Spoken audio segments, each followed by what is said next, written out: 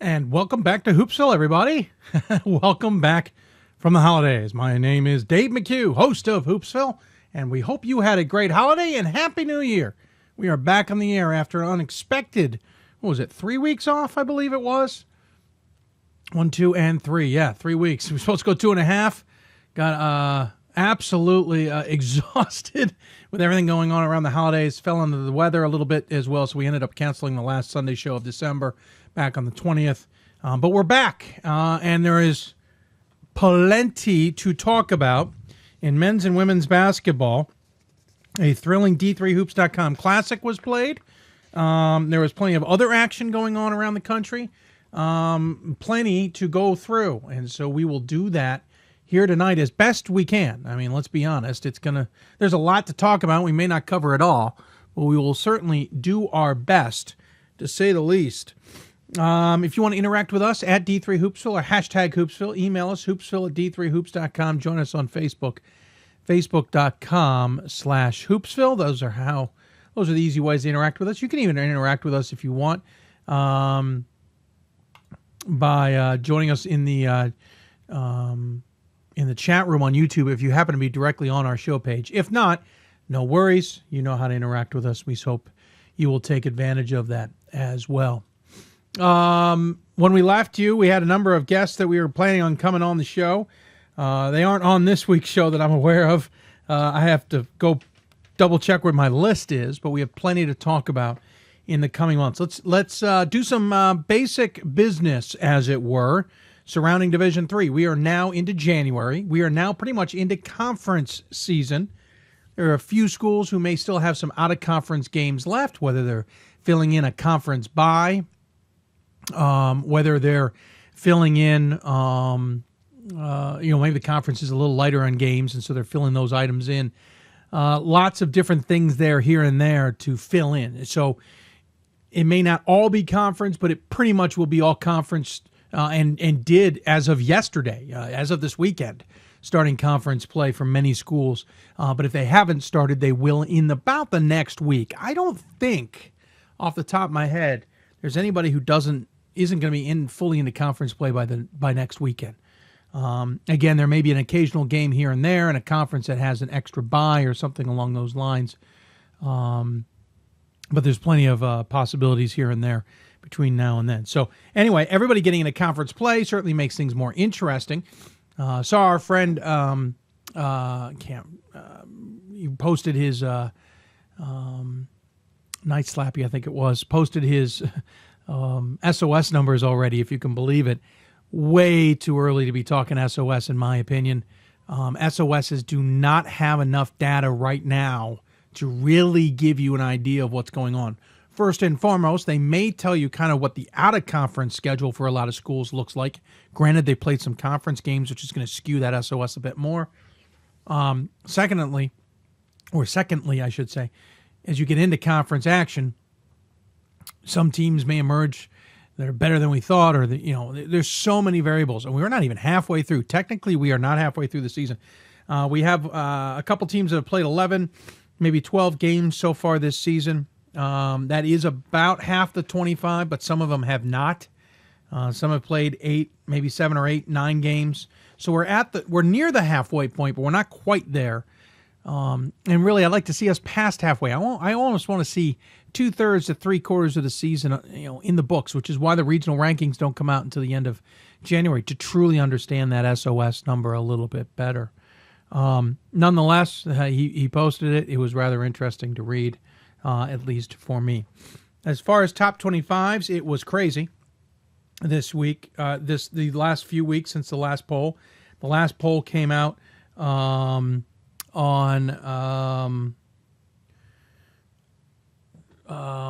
13th of December. I thought one was going to come out on the 20th. I apologize to anybody who listened to the show, watched the show, listened to the podcast, said one coming out the 20th. I just kind of thought there would be one. The beginning of the season's a little weird this year. Just the way it's structured, that we didn't vote. But we will vote next week, and we will vote all the way up until the NCAA tournament, with one more coming after the NCAA tournament as well. The top 25s had a lot of results, and we had a lot of results against top 25 teams this last 3 weeks. Let's just quickly look on the women's side of things. For example, amazingly, the top 4 unscathed. Thomas More played a total of 4 games and won all of them easily. Not one of them was close, including thumping Illinois Wesleyan 92-69 and thumping number 11 Calvin 85-69. Amherst only played 2 games, won them both. George Fox played 3 games, won them all. I got to see them in action against Carthage and Bethel. Good games. Some of them were tighter than their scores indicated, believe it or not. NYU won both. Oshkosh had a rough holiday season. They beat Ripon and then lost to Wartburg and St. Thomas. We'll talk about that tournament coming up here shortly with Wartburg's head coach. 3 top 10 teams all at Wartburg, and it was Wartburg who won it all. We'll talk to their head coach coming up, but Oshkosh, a little bit of a tailspin there, losing to Wartburg by 11 and then going on to lose to St. Thomas by 11 as well. Hope had a very good holidays, beating 5 teams to go 12-0 now. Wash U split, interesting enough, lost to Loris 80-71. That one's going to have a lot of Wash U fans kind of scratching their heads. We mentioned the Wartburg tournament. Wheaton was there. They defeated St. Thomas, then lost to Wartburg, and then followed that up with a loss to Augustana. So Wheaton struggling a little bit with 2 losses of their 3 now. Montclair State lost both games this holiday season. They lost to Lebanon Valley, and then they lost to Rochester. That's going to be a surprise. St. Thomas, as we mentioned, lost to Wheaton and then came back and beat Oshkosh. Calvin lost to St. Thomas, then lost to Capital. We'll be talking to Capital's head coach, Coach Jeffers, coming up here shortly as well. Whitewater got out unscathed, winning 4 games. Texas Tyler lost their first Division III game, 2nd overall. They lost to Hardin-Simmons, Laterno. Beat Hardin-Simmons, Laterno, and then lost to Austin before beating Texas Lutheran and then Trinity, Texas. And I apologize, Texas Tyler lost their first game, period. It was Trinity, Texas, who lost their first Division III game. Muhlenberg hasn't played in about 3 weeks. They're idle. University of New England lost both their games this holiday season over Whitewater and Concordia. Williams lost to Whitman. Maybe not a huge surprise there, though Whitman wasn't ranked. That's Williams' only lost. Trinity, Texas, we mentioned, lost to Texas Tyler. Maryville lost to Emory. And then Luther lost to Stevens Point and Whitewater. That's all in the top 25. I mean, so a lot of losses on the women's side and then even more losses in those receiving votes. We'll keep an eye on that. On the men's side, about as much carnage.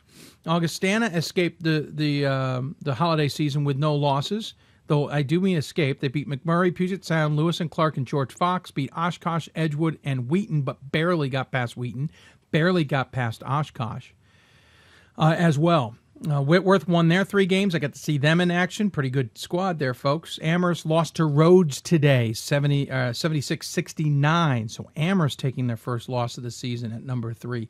Hope won all 4 of its games. Hanover, Grace Bible, Messiah, and Beloit. St. Thomas won all their games. Elmhurst won their 3 games. Benedictine won all of its games. They are now 12-0, and those were 5 games, and they won 5. They are now 5-0 against the CCIW. Benedictine might be just as good as we think they are. Marietta lost to John Carroll. Christopher Newport lost to Scranton. Franklin and Marshall lost to Carnegie Mellon. Franklin and Marshall's head coach, Glenn Robinson, now 2 wins away from 900 after beating Misericordia. East Texas Baptist lost 2 games, including Texas Lutheran and Concordia, Texas. Virginia Wesleyan lost to Mary Washington. They're now 7-4, though that's good to see because they won 2 more after that, including a come-from-behind victory over Emory. Stevens Point lost to St. Thomas. No surprise there, except that they only put up 38 points. Before then going to win the last 4 games. I think they played them in something like a week. Edgewood, Keene State, and Hamilton were the next 3 games. I should say those 4 total were in about a week's time span. Whitewater, who's ranked, won all of their games. Wash U lost to Wittenberg. Chicago won all of its games. St. Norbert lost to Alma. Remember we talked about Alma on this show a few weeks ago. Keep an eye on Alma. Babson lost to Bates in the only game they played this holiday, and Texas Lutheran lost to Illinois Wesleyan, beat Alma, then lost to Texas Tyler before beating East Texas Baptist and Southwestern. Good luck, voters, on figuring out Texas Lou. Receiving votes, plenty of losses in there as well. We mentioned the Wartburg women's coach is going to be coming on. Bob Amsbury is going to be on the show. Also coming up, Capitals women's basketball coach Dixie Jeffers will be on the show. We'll talk to her about the great start the Capital has had. They've been in and out of the top 25. Also talk to her about hosting the women's semifinals coming up this season. On the men's side of things, we will talk to Susquehanna men's basketball coach Frank Marcinick. Susquehanna is undefeated. It was a 12-0. Unbelievable start to the season for the Crusaders. Best ever start since 93 when they started 8-0. So a better start, obviously, than 93 when they started 8-0. But 12-0 are the Crusaders. We'll talk to Susquehanna's coach Frank Marcinick. They just won another conference game. They are 3-0 in conference. Those coaches' polls at the beginning had Catholic winning the landmark and Susquehanna finishing second. Well, Catholic struggling. They're 8-4, struggling by their standards. On the other side of that, though, Susquehanna's undefeated, so clearly the coaches knew who to watch out for on the men's and women's, or in the landmark side of things. So lots to and then we're going to kind of rehash a couple of the interviews we did at the D3Hoops.com Classic. We interviewed 15 coaches. You're not going to hear 15 coaches here. Oh, by no means. And actually, I should say we interviewed 15 teams. Some of them were student athletes, not coaches. Not going to hear all 15, but I did pick out 3 of them that I thought were most interesting. We'll hear from UW Stout's coach on the men's side of things, only because it's a great perspective of the WIAC and a perspective of Wisconsin coaching in general. We'll talk to him, or you'll hear his interview coming up. You also hear from Calvin's men's basketball, Kevin Vandestreek. Fascinating points of view, including about the committee. And we'll hear from Bethel's women's basketball coach, Herbricksmeyer, just because it was a fascinating point of view to hear from him one-on-one. They played George Fox and lost. We'll hear from him. That's all coming up here on Hoopsville. Again, you can interact with us. Email us, hoopsville@d3hoops.com. Tweet us at D3Hoopsville or hashtag Hoopsville. Of course, you can join us on Facebook at facebook.com/Hoopsville. As well, we hope you're enjoying the show. Also, hope you enjoyed the high definition when it worked from the South Point Arena in the D3Hoops.com Classic. We had some trouble on the second day, the day of 4 games, but once we figured it out the next day, we were free and clear for the last 10, and it looked pretty good. We hope you enjoyed it as well. We're going to take a break in a couple of minutes, and we'll get going with our interviews, but lots going on in Division III, and obviously now we kind of get into the groove. You know, we started in November, we kind of distracted with football season and other seasons still going on. We're kind of getting our feet wet. There wasn't a real start date. While it was the 13th, some teams didn't start for a full week. Some started halfway through. Some teams only played a game in about a week. It didn't feel like a regular start to the season. Then we had the Thanksgiving break. Then we got into December, and everybody has to take at least 7 days off, if not longer, for school mandates. And so you get breaks in the action. Now we're in it. We are in it now. And January kicks it all off. Conferences get going. Things get moving. Nobody really has a break after this point. We go straight through the end of March, or 3 weeks into March, pretty much. Without a break, we will keep rolling and rolling, as it were. Of course, women's basketball will go into the beginning of April with their championship game 16 days after they play the semifinals. But that's just 2 teams. So this is it, folks. We're cruising now. A couple of housekeeping items. Don't forget, we'll have the Hoopsville Marathon coming up at the end of January. The last Thursday in January is the schedule right now. That will be the 28th of January. We'll get you ready for that final push into February.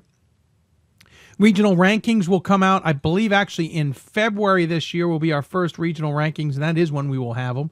We may not get them, I think, until the 10th.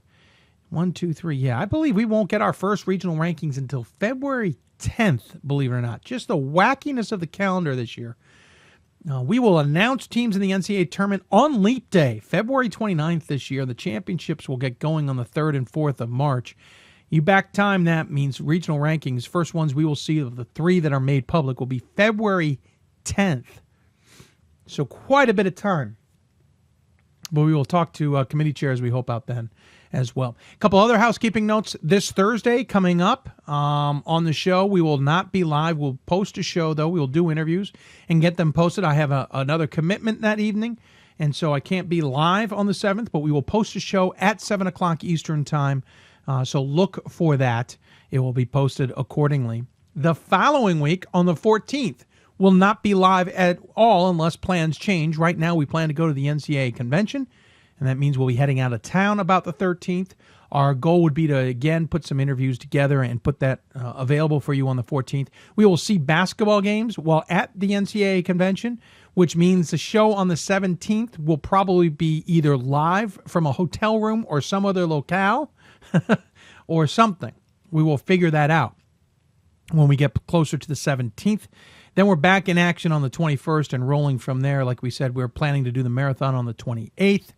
Et cetera, et cetera. So that's some housekeeping for you regarding this show coming up this season. Again, if you have any questions, tweet us at D3Hoopsville or hashtag Hoopsville. Email us, hoopsville@d3hoops.com, or join us on Facebook, facebook.com/Hoopsville. We hope you're enjoying the show. We hope you are tuning in. And coming up, we'll talk to Wartburg's women's basketball coach, Bob Amsbury. Then we'll talk to Capitals women's basketball coach, Dixie Cheffers. Then, following that, we will talk to Susquehanna men's basketball coach Frank Marcinick. Then we'll recap the D3Hoops.com Classic.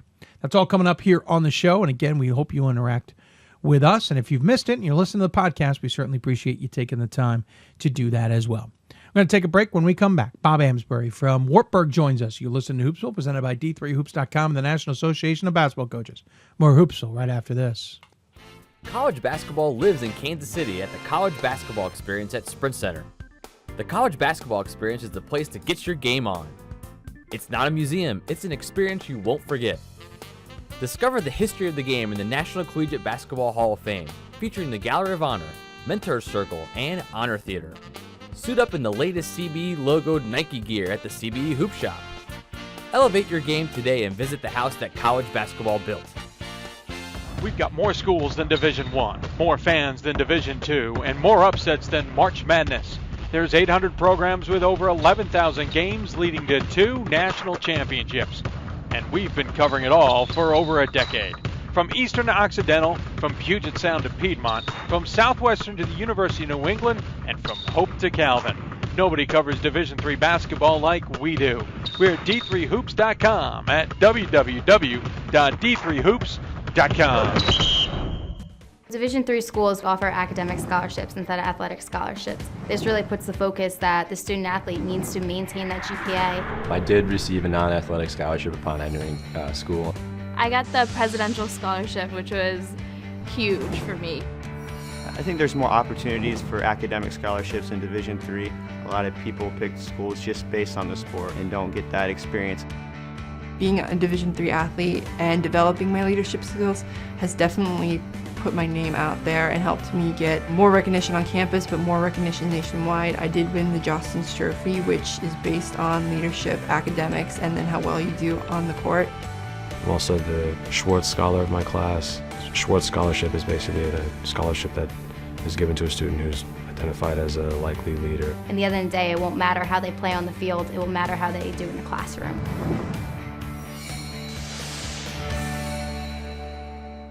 And welcome back to Hoopsville, everybody. Hope you're enjoying this show as we're back on the air after a few weeks of being off. Again, as always, you can interact with us on Twitter at D3Hoopsville or hashtag Hoopsville. Email us, hoopsville@d3hoops.com, or join us on Facebook, facebook.com/Hoopsville. We even have a chat room alongside our YouTube window. If you happen to be in there directly, we'll keep track of it. Not usually that popular, but we'll do our best to keep track of it there if you have questions, et cetera, et cetera. Playing to cover, and obviously we're now into our really going to start our groove of Sundays and Thursday shows from here on out. We mentioned at the beginning of the show, we'll mention it throughout the show. Thursday's show will be pre-taped, as I have another obligation on Thursday. We'll have a couple of those Thursdays this month where they'll be pre-taped. We'll make up for it with the marathon show coming up here in a few weeks. Needless to say, let's get to our guests as we're rolling. And one of the stories that certainly garnered attention while we were off air was the Wartburg women, 10-1 on the season, 2 top 10 victories in their last 2 games over number 5 Oshkosh and number 8 Wheaton in games that scoring-wise looks like Wartburg was in control. Obviously, that doesn't necessarily mean they were, but the team is off to a terrific start, and we'll start conference play coming up here in a few days. So we figured, well, might as well talk to their head coach. So joining us on the Hoopsville hotline is Bob Amsbury from Wartburg. Coach, welcome to Hoopsville. Thanks, Dave. It's a pleasure to be here. I appreciate you taking the time. First and foremost, congratulations to the Knights. 10-1 start, best since 2010-11, I believe it was, when it was 14-0. That's not too shabby. Yeah, we're pretty pleased with where we are. We had a nice little week last week. Yeah, you think? To say the least, you had a nice little week. You get the win over Oshkosh 65-56. We'll get to the rest of the season, but obviously this is the one that's making news. And, of course, that wasn't the only top team there. St. Thomas was there. And then, of course, you went on to beat Wheaton as well. This was one heck of a tournament at your neck of the woods. You guys were the only team not ranked. Yeah, there for a while I wondered if we should bring in a fourth team and we could just sit there and watch. As it turned out, we wanted to bring in good competition, which we were able to do, and always look for really a good challenge prior to us starting conference play here in January. So it was fun to bring in a tournament of that caliber. Teams that I respect all of them and their coaches, and so it was a good environment. Yeah, number 5 again, Oshkosh. Number 8, Wheaton, and number 10, St. Thomas. And St. Thomas is the one who comes out of there 0-2. If ever there was a tournament to come out of 0-2 and they'd probably be okay with it, might be this one. Well, they've actually St. Thomas beat Oshkosh. Oh, did they? On day 2. Yeah, oh, okay. Yeah. So you're right. I misread misread it. I was reading Oshkosh's schedule and saw that they had a loss. In reality, I was backing it into St. Thomas. You're right. It went the other direction. So Oshkosh came out of that 0-2. But let's go back to your Oshkosh game. You get a 11-point victory. You dominated on the boards, 43-39. You guys shot nearly 50%. You shot nearly 39% from beyond the arc, while they shot 30% from the floor and 27% from the arc. Did it basically come down to shooting? What were you guys doing? Was this defensively that was forcing them into bad shots, or was it just everything bounced your way? I really felt like we defended as well as we have all year, and that's been a major focus for us. We're pretty talented, and we can score the ball in a lot of ways. And I've told our team all year long that if we really commit to the defensive end, that we're going to be a tough team to beat. And our Oshkosh game really showed us that. We committed on that end, and our players did a tremendous job of following the game plan and staying committed to that. And really we won on that end of the floor. What's really interesting is that they shot 65 times to your 43. They took 33 threes compared to your 13. They didn't get that many offensive boards, just 6 in the game, but you guys did have a few more turnovers than they did. So certainly they were shooting a ton, and defensively you guys were keeping them from getting many extra opportunities. But this wasn't like it was a blowout in any way. It was a close game most of the way. It was close. I think the other discrepancy in field goal attempts is we were able to get to the line a lot. Sure. We went 27 times to their 8. So, that probably is the discrepancy in field goal attempts. But, I was pleased with how we were able to jump on them early. We got off to a nice little start and built some confidence. And then locked in on the defensive end, and then we made free throws at the end of the game when they were trying to extend it. And so I was just proud of how I think we've grown up a lot from this time last year, and we're still playing a lot of young kids, and to see them be able to close that game out made for a happy coach for sure. No, I'm sure. And of course, the confidence out of that game transitioned right into the Wheaton game. You beat Wheaton by 6, including scoring 25 in the third quarter, though you had to hold on as they rallied in the fourth. Good shooting continued, 43.5% from the field, 52% from beyond the arc, 13 of 25. Good free throw shooting at 70%. They only got to the free throw line 6 times, though they took 60 shots to your 55, and they shot pretty well from outside. That's 2 games in a row, only 14 trips to the line. Is this a good defensive battle for you guys? Or maybe, I hate to ask, were the refs certainly maybe playing in your favor? And I don't mean that they're playing in your favor. I just mean the calls kind of went your way a lot of the time. Yeah, I thought we did a very good job of defending without fouling. This was a much different game than our Oshkosh game. In the Oshkosh game, we really had our post play was exceptional, And then in the Wheaton game, Wheaton really tried to take away Kaylee Cladovo in our inside game, and it opened it up on the perimeter, and so we were able to knock down a lot of threes, as were they. There for a while, I think in the third quarter, it just seemed like it was a three-point shooting contest. We'd hit a big one, they'd hit a big one, and but it was a fun game to be a part of from that aspect. Well, again, that leaves you guys 10-1 on the season. Your only losses to Elmer's back on the 28th of November. You've had some pretty dominating wins. You've had some solid wins. Obviously, these are the two biggest wins with those three teams in your arena. And you then take a little time off before heading into Dubuque. That's got to be the perfect kind of jump start to the season with a big conference foe coming up. Yeah, I think it is. And when we play this tournament every year, and I like to bring in as good a competition as we can to get ready for our conference play. But Dubuque's not going to be any easy task. They won our league last year, and it's always a tough place to play over there. They're well coached, and so we've really got to stick to the process, not get too far ahead of ourselves. Well, yeah, Dubuque last year, 17-9 overall, 11-3 in the conference. Obviously, no conference games have started. Dubuque is 5-6. Pretty much everybody's above 500 except for Dubuque and Central, and Dubuque's just a hair under. Of course, Luther is in the mix as well. Luther's 8-2 or 8-3, I should say. Coe's in the mix at 9-2 overall. Simpson and Loris are off to good seasons. What do you make of this conference as you now look at your first conference game and the conference schedule ahead? Dave, I think this might be the best this league's been since I've been here. This is my 10th year at Wartburg. I mean, it's really good. Obviously, we had our two big wins over the last week, and then Loris the next day knocked off Wash U in Chicago a couple days after that. And as you said, Luther and Co. are off to very good starts. I think the Iowa Conference is as good as any team in the country. Those four teams, I think, that we mentioned would fare very well against anyone. And then you mentioned Dubuque and Central. Those are two teams that have knocked off some of our top teams in previous years as well.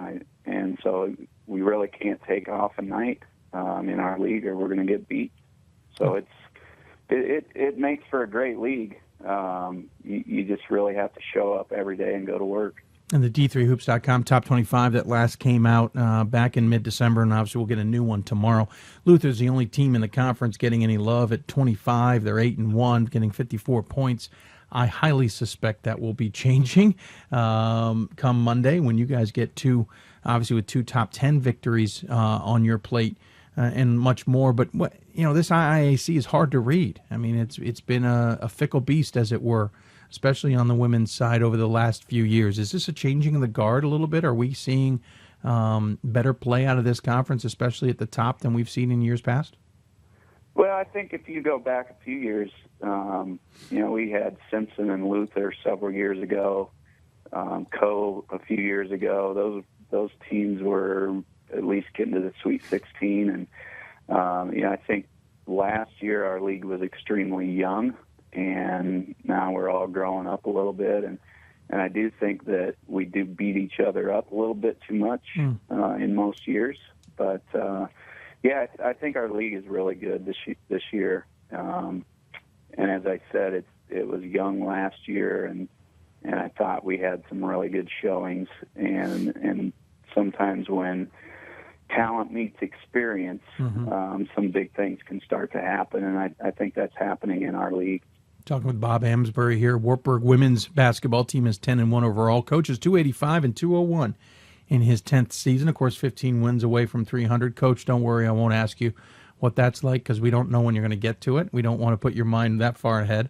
But let's talk about your team. You only have two seniors on the squad. Yes, they're major contributors, but this is a young squad. There isn't one junior listed on the roster. It is two seniors and then sophomores and freshmen, and you're 10-1. The future for the Knights certainly looks good. It does.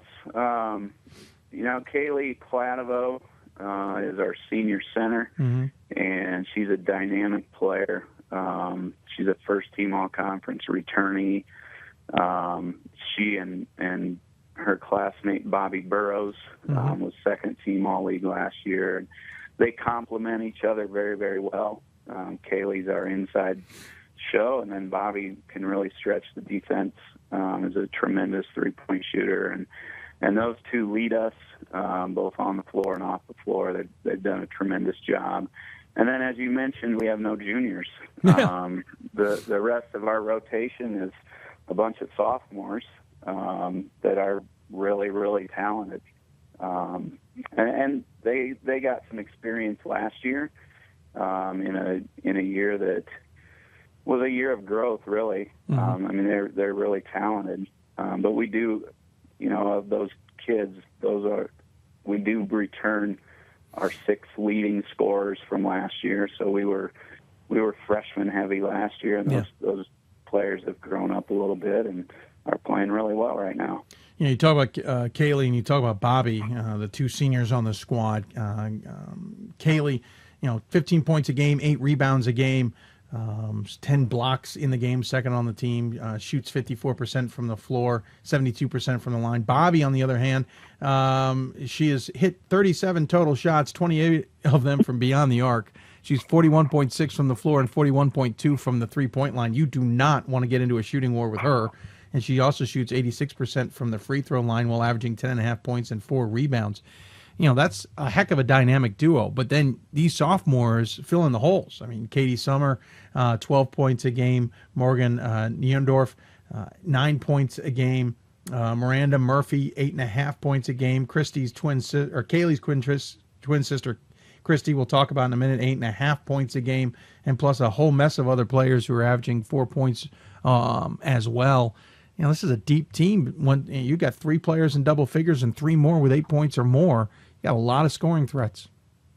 Yeah, and I kind of alluded to it at the start of the interview that we can score it in a lot of ways. Yeah. And Kaylee certainly scores inside, but we've got a lot of other threats, and in a lot of ways, teams kind of have to pick their poison against us.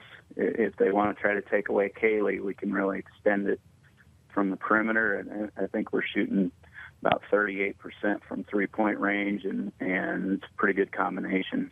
Of course, you're outscoring your opponents by 15 points a game roughly right now. That's not too shabby, holding them to 35% from the floor and 25% from beyond the arc. And that certainly helps as well, and you're out-rebounding your opponents. All good stats, any coach will tell you. But I love the little twist with your sophomores. You got 2 sets of twins on this team. You got the Summer sisters and the Murphy sisters, and you were telling me before the air, they're not identical, so at least that's easy for you. I can tell them all apart. Which, although, I'll tell you, Dave, the older I get, I call all of them by the wrong name. So. Yeah, that's nothing to do with telling them apart, right? No, nothing to do with that. So it is a unique little twist to our team, and a lot of teams talk about being a family and all of that stuff, and we're probably as close to that as you can get, literally, with 2 sets of twins. And but it's those kids play so well together. They know what each other's going to do, and they hold each other accountable, which we're trying to get them to do with each other, with everyone else. And it really is a blessing to have really more of a family atmosphere with those 2 sets of sisters. Yeah, I mean, you got 16 players, 4 of them are sisters. Yeah, 1/4 of your team is literally family. Right. It takes on a different dynamic. But does that make recruiting easier or harder? Is this one of those where you can convince one of them and both will come, or is it double down on the recruiting scenarios and trying to get both of them to come to your school? Well, I think these 2 were, both sets were planning on going to the same place. We're wanting to play together as long as they could really figure out where they wanted to go. So it certainly made recruiting a little bit easier on both of them because we could go to one game and see them both. but it's an interesting deal when they're coming down to decision time. As a coach, you're thinking, well, which one of them do I have to get? Yeah. Because there's going to be influence both ways. So, but we were certainly blessed to land both sets of those girls. They're tremendous kids. They're tremendous players. A lot of fun to be around, and obviously really talented. Interesting, your history. You started your head coaching career at Rockford on the women's side. You had some other assistant careers, but you started at Rockford in '97. They were in the middle of a 70-game losing streak when you took over. I'm sure that was the attractive job du jour. But man, you turned them around. They ended up under your tenure with 4 bids to the NCAA tournament, won the regular season in the NAFCON, or really it was the NIIC then at the time. Right. Regular season and tournament title 3 times. That should get you any job you darn want. Well, I don't know about that, Dave, but I'll tell you this: I'm in a job right now that I wouldn't trade for any place in the world. Wartburg's an unbelievable place, and I'm proud of what we did at Rockford, and I'll never trade those days for anything. It was a lot of fun to snap a 70-game losing streak and then 2 seasons later be in the NCAA tournament, and that's experience that I'll always have and cherish, and they were really good to me. But the opportunity to come to Wartburg and do some special things here, I wouldn't trade that for the world. Of course, you ended up having the best winning percentage and the most wins, or something like that, in the 34-year program of the history, and they're still in the mix ever since leaving them. Of course, you know this conference well. You're a graduate of Buena Vista, so you certainly know this region, and maybe not the conference per se, but you certainly know the region awfully well. Does that help? Does that? Yeah, it helps. I guess I've been here 10 years, so I'm pretty familiar with the conference, the region, and getting back to Iowa, I think was great for our family, and knowing a little bit about Iowa, before I came, helped us kind of get jump started, and I knew where the good basketball was, and thankfully we've got a lot of really good basketball within 100 miles of our campus, and so we try to recruit a lot locally, which provides a lot of support for our program. Fans are showing up, moms, dads, grandmas, grandpas. That's, I think, really important. And then we can supplement our little circle here with players from a little bit further away, but the majority of our roster is Iowa kids, and we feel like if we can do well in Iowa, there's enough talent here in our state that we can be very, very good. You got Dubuque ahead. It's going to be on the road. Then you start conference play at home against Central. What's the message to the team coming off of 2 big wins and now entering into the fray, as it were? Yeah, the big thing for us is we just need to stick with the process and not really get ahead of ourselves. I think that, this season we're off to a great start, no question about that.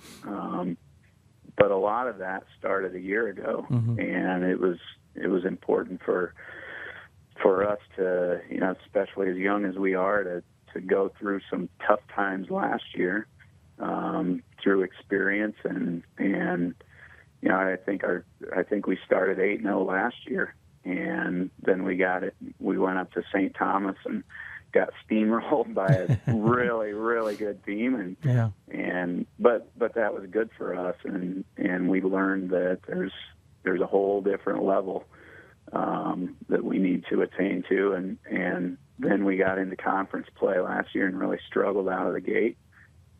So we know that going into league play, starting at Dubuque on Wednesday, is not going to be easy. That we need to continue to commit on the defensive end and go to work every day, because we know that our league is very, very good. Well, it's certainly going to be fun to watch what the Knights do here the rest of the way. Obviously, Dubuque ahead, as we mentioned, before then taking on Central in conference action. Coach, we always give the final word to the guest. Any final thoughts you want to share with those who may be tuning in? Dave, I just want to say thanks to you guys with Hoopsville and the D3 Network, D3 Hoops. You guys are tremendous. The coverage that you give us and our players and athletes, D3 is a big deal, and you guys make it a big deal, help make it a big deal, and I think all of us really appreciate that.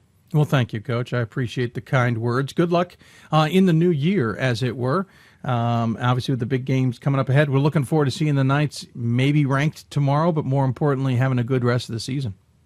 Sounds great, Dave. All right, Appreciate take it. care. Coach Happy Bob, New Year. you too. Coach Bob Amsbury joining us here on Hoopsville. Again, the team off to a 10-1 start, best since 2010-11 when they started 14-0. They've got Dubuque and Central ahead. It's all conference action the rest of the way. Keep an eye on the Knights. Keep an eye on the IIAC. It's certainly going to be fun to watch. I think we got a couple teams out of there that are going to make that we're going to be talking about in late February and talking about at-large bids possibly as well. When we come back, we'll continue Hoopsville here on the first one of the new year. Again, you can interact with us on Twitter at D3Hoopsville or hashtag Hoopsville. Interact with us on Facebook at facebook.com/Hoopsville or email us hoopsville@d3hoops.com. Plenty more ahead. You're listening to Hoopsville, presented by D3Hoops.com and the National Association of Basketball Coaches. More Hoopsville right after this.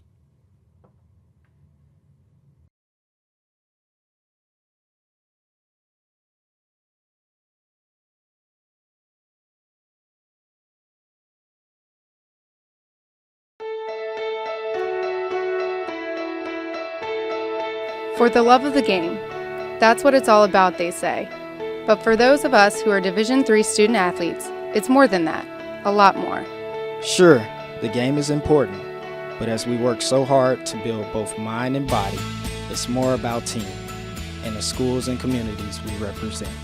And for the many of us blessed with the strength to compete in sport at the college level, we understand that with what we were given comes a special obligation. An obligation not merely to work towards a personal best in the classroom or in the sport we love, but rather an obligation to help those who have their own special needs and whose love for the game is no less intense. That is why NCAA Division III teamed up with Special Olympics. For Special Olympics athletes, victory belongs not only to those who first cross the line, but to all of those who compete and endure. They are challenged in ways we cannot imagine. They are survivors who test themselves harder and with greater joy than we will ever know. Since August of 2011, we and others from Division III campus communities have volunteered more than 250,000 hours, time away from the classroom and practice field, reaching across the country to coach and mentor Special Olympics athletes. And to learn, as we all do, that in giving we receive so much more in return. Sport ennobles us, and in giving the gift of sport to those for whom it seemed an impossible dream, we are working to make this a better world. Help us keep that dream alive. Be part of it. Get involved. You can make a difference. And welcome back to Hoopsville, everybody. Hope you're enjoying this show as we're back on the air after a few weeks of being off. Again, as always, you can interact with us on Twitter at D3Hoopsville or hashtag Hoopsville. Email us, hoopsville@d3hoops.com, or join us on Facebook, facebook.com/Hoopsville. We even have a chat room alongside our YouTube window. If you happen to be in there directly, we'll keep track of it. Not usually that popular, but we'll do.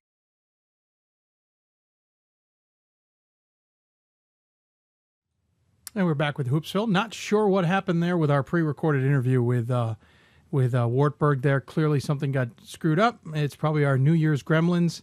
We take about half this studio apart before we get going into for Stag Bowl and then D3Hoops.com, and half might be an exaggeration, but we take a good chunk of it apart and then we put it back together again.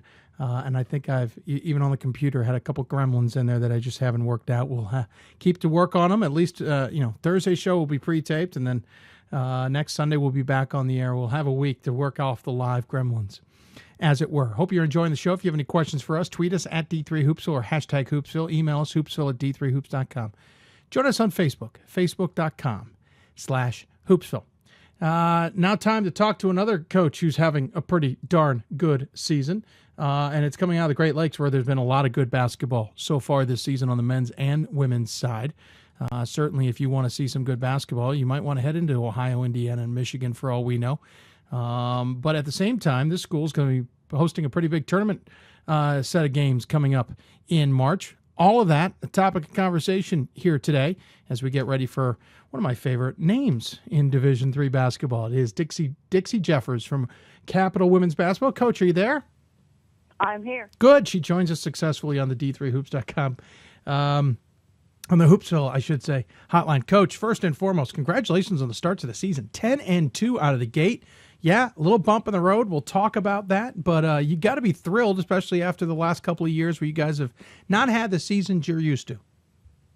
Well, we've had a lot of injuries and so forth, and we finally got a veteran team that is responding like a veteran team, even with a couple of the bleeps along the way.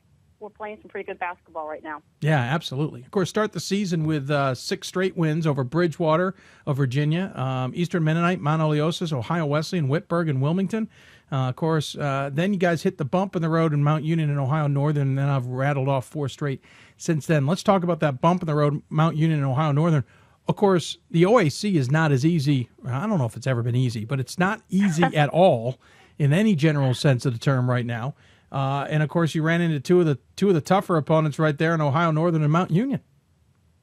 Well, we're a little road weary. We were down in Virginia, and that was a long road trip for us. We got back, and then you have to go to Mount Union, then you turn around and have to go to Ohio Northern, which aren't easy places to play. And we didn't handle environments very well, and we took the losses, and we've regrouped to get things headed in the right direction. Absolutely. Of course, it's sometimes a bump in the road. It's sometimes a perfect thing for the team to kind of refocus themselves. As we said, won 4 in a row after that in conference against Otterbein, John Carroll.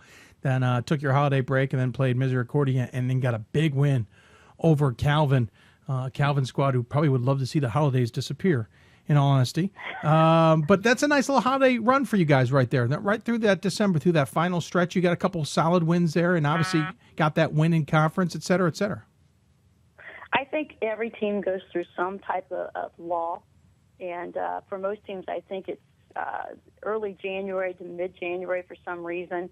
I'm hoping ours was December, and it's out of the way, and then we can start January 9th and get through January and February. Also a good start here. Absolutely. Of course, Baldwin-Wallace, speaking of tough teams in the conference, looming on the 9th. We'll talk about that in just a little bit, but you guys are sitting right in the middle of the fray. Ohio Northern on top 4-0, Baldwin-Wallace 4-1, Mount Union 3-1. You guys are tied at 3-2 with Marietta and Heidelberg. I don't see anybody who's having a bad season. There's Muskegon's at 4-8, Heidelberg and Wilmington at 5-7. Everybody else above 500 and well above 500. How is this OAC going to work itself out this year? You know, that's a let's roll the dice and find that one out. This conference from 1 through 10 is as balanced as it's been probably in 15 years. It might be the most balanced I've seen in my 30-year stint at Capital. You can't have a night off, and everybody's going to play their best game at home, obviously. So you've got to try to maintain at home and try to steal some on the road. And those who can steal the most on the road is probably going to win our conference. We had 3 teams with 20 wins last season. 4 teams in double-digit victories. Half the conference finished above 500, which is about right. Ohio Northern, John Carroll, Baldwin-Wallace, Capital, all in the mix of things. And, of course, this year it's almost a carbon copy, though you've got a few extras like Mount Union who have reemerged, as it were. If you guys can't win this conference, who do you think can pull it off? And granted, we're early here. A lot of basketball to be played. It's a lot of basketball. I've been trying to tell people, if I could find the formula, I'd be a really rich woman. But I really think it's the state of the mind. If you can get your kids in a particular state of the mind to go out, they can be consistent. So the team that's going to be the most consistent in the state of the mind, night in and night out, is going to win this conference. And yeah, I'm not going to make any predictions because I still think I have a good basketball team and that we're going to be in the hunt right there at the end. Well, that's why I said if it wasn't you guys. I know how to try and get something out of you. Listen, you've got a senior. You won't get me to commit, Dave. No, I know. I tried. I tried. It could be anybody's night. And going in that last week of basketball, whoever's getting hot and who hasn't sustained a lot of injuries and so forth, I mean, there's a lot of young talent in this conference that if it emerges late in the season, look out. And how important is the home court? You talk about the fact that those two losses were both on the road to Mount Union and on the road to Ohio Northern. Your luck, that lucks out that they have to come back to your place at some point in this season, and that will come up later this month. But how important is the home court, and thus how important is it to get a hold of that for the conference playoffs? It's critical. That's why you have to hold serve at home, and you can't get upset at home, and just you need to win at home. We tell our kids going into an opponent's place that we're 15 down going in, because that's how I think a big of a difference is the home court advantage is. You have the crowd there. The student bodies can be really rowdy at times, and it's just a different atmosphere. You're not used to playing it on every day, and then you travel. The weather's changing. The daylight savings time. It's dark when you get on. The kids feel it, and you get back to classes. It's a little whole different environment when you're on the road traveling. You started the first 4 games on the road. You had a couple at home. Then you played 3 games on the road. Then you played 3 games at home. And I just looked at the rest of the schedule. If I've got this right, I think you play 7 of the last 11 at home. That's going to be huge down the road. We believe it is too, and especially the pace that we like to play. That it's going to come at a good time of the year. Let's talk about this team. It is senior-laden, 5 seniors to be exact, and they're all leading the way right now. Kristen Thompson leading the way with 16.1 points a game and 10.7 rebounds. Nice to have an average double-double in there from one of your players. Jenna Irwin, another senior, 13-plus points a game. Nina Napolitano, 9.5 points a game. Simone Gage, 7.7. Shelby Sigmund, 7.7. All 5 seniors, all of them leading the way in the stat column. That's got to be special, but it also probably has a little feel of it's now. We got to take advantage of this. It is. It's something that these kids have worked really hard for. It's been a long time that I've had a group of kids, 1 through 18, work as hard as what these kids work.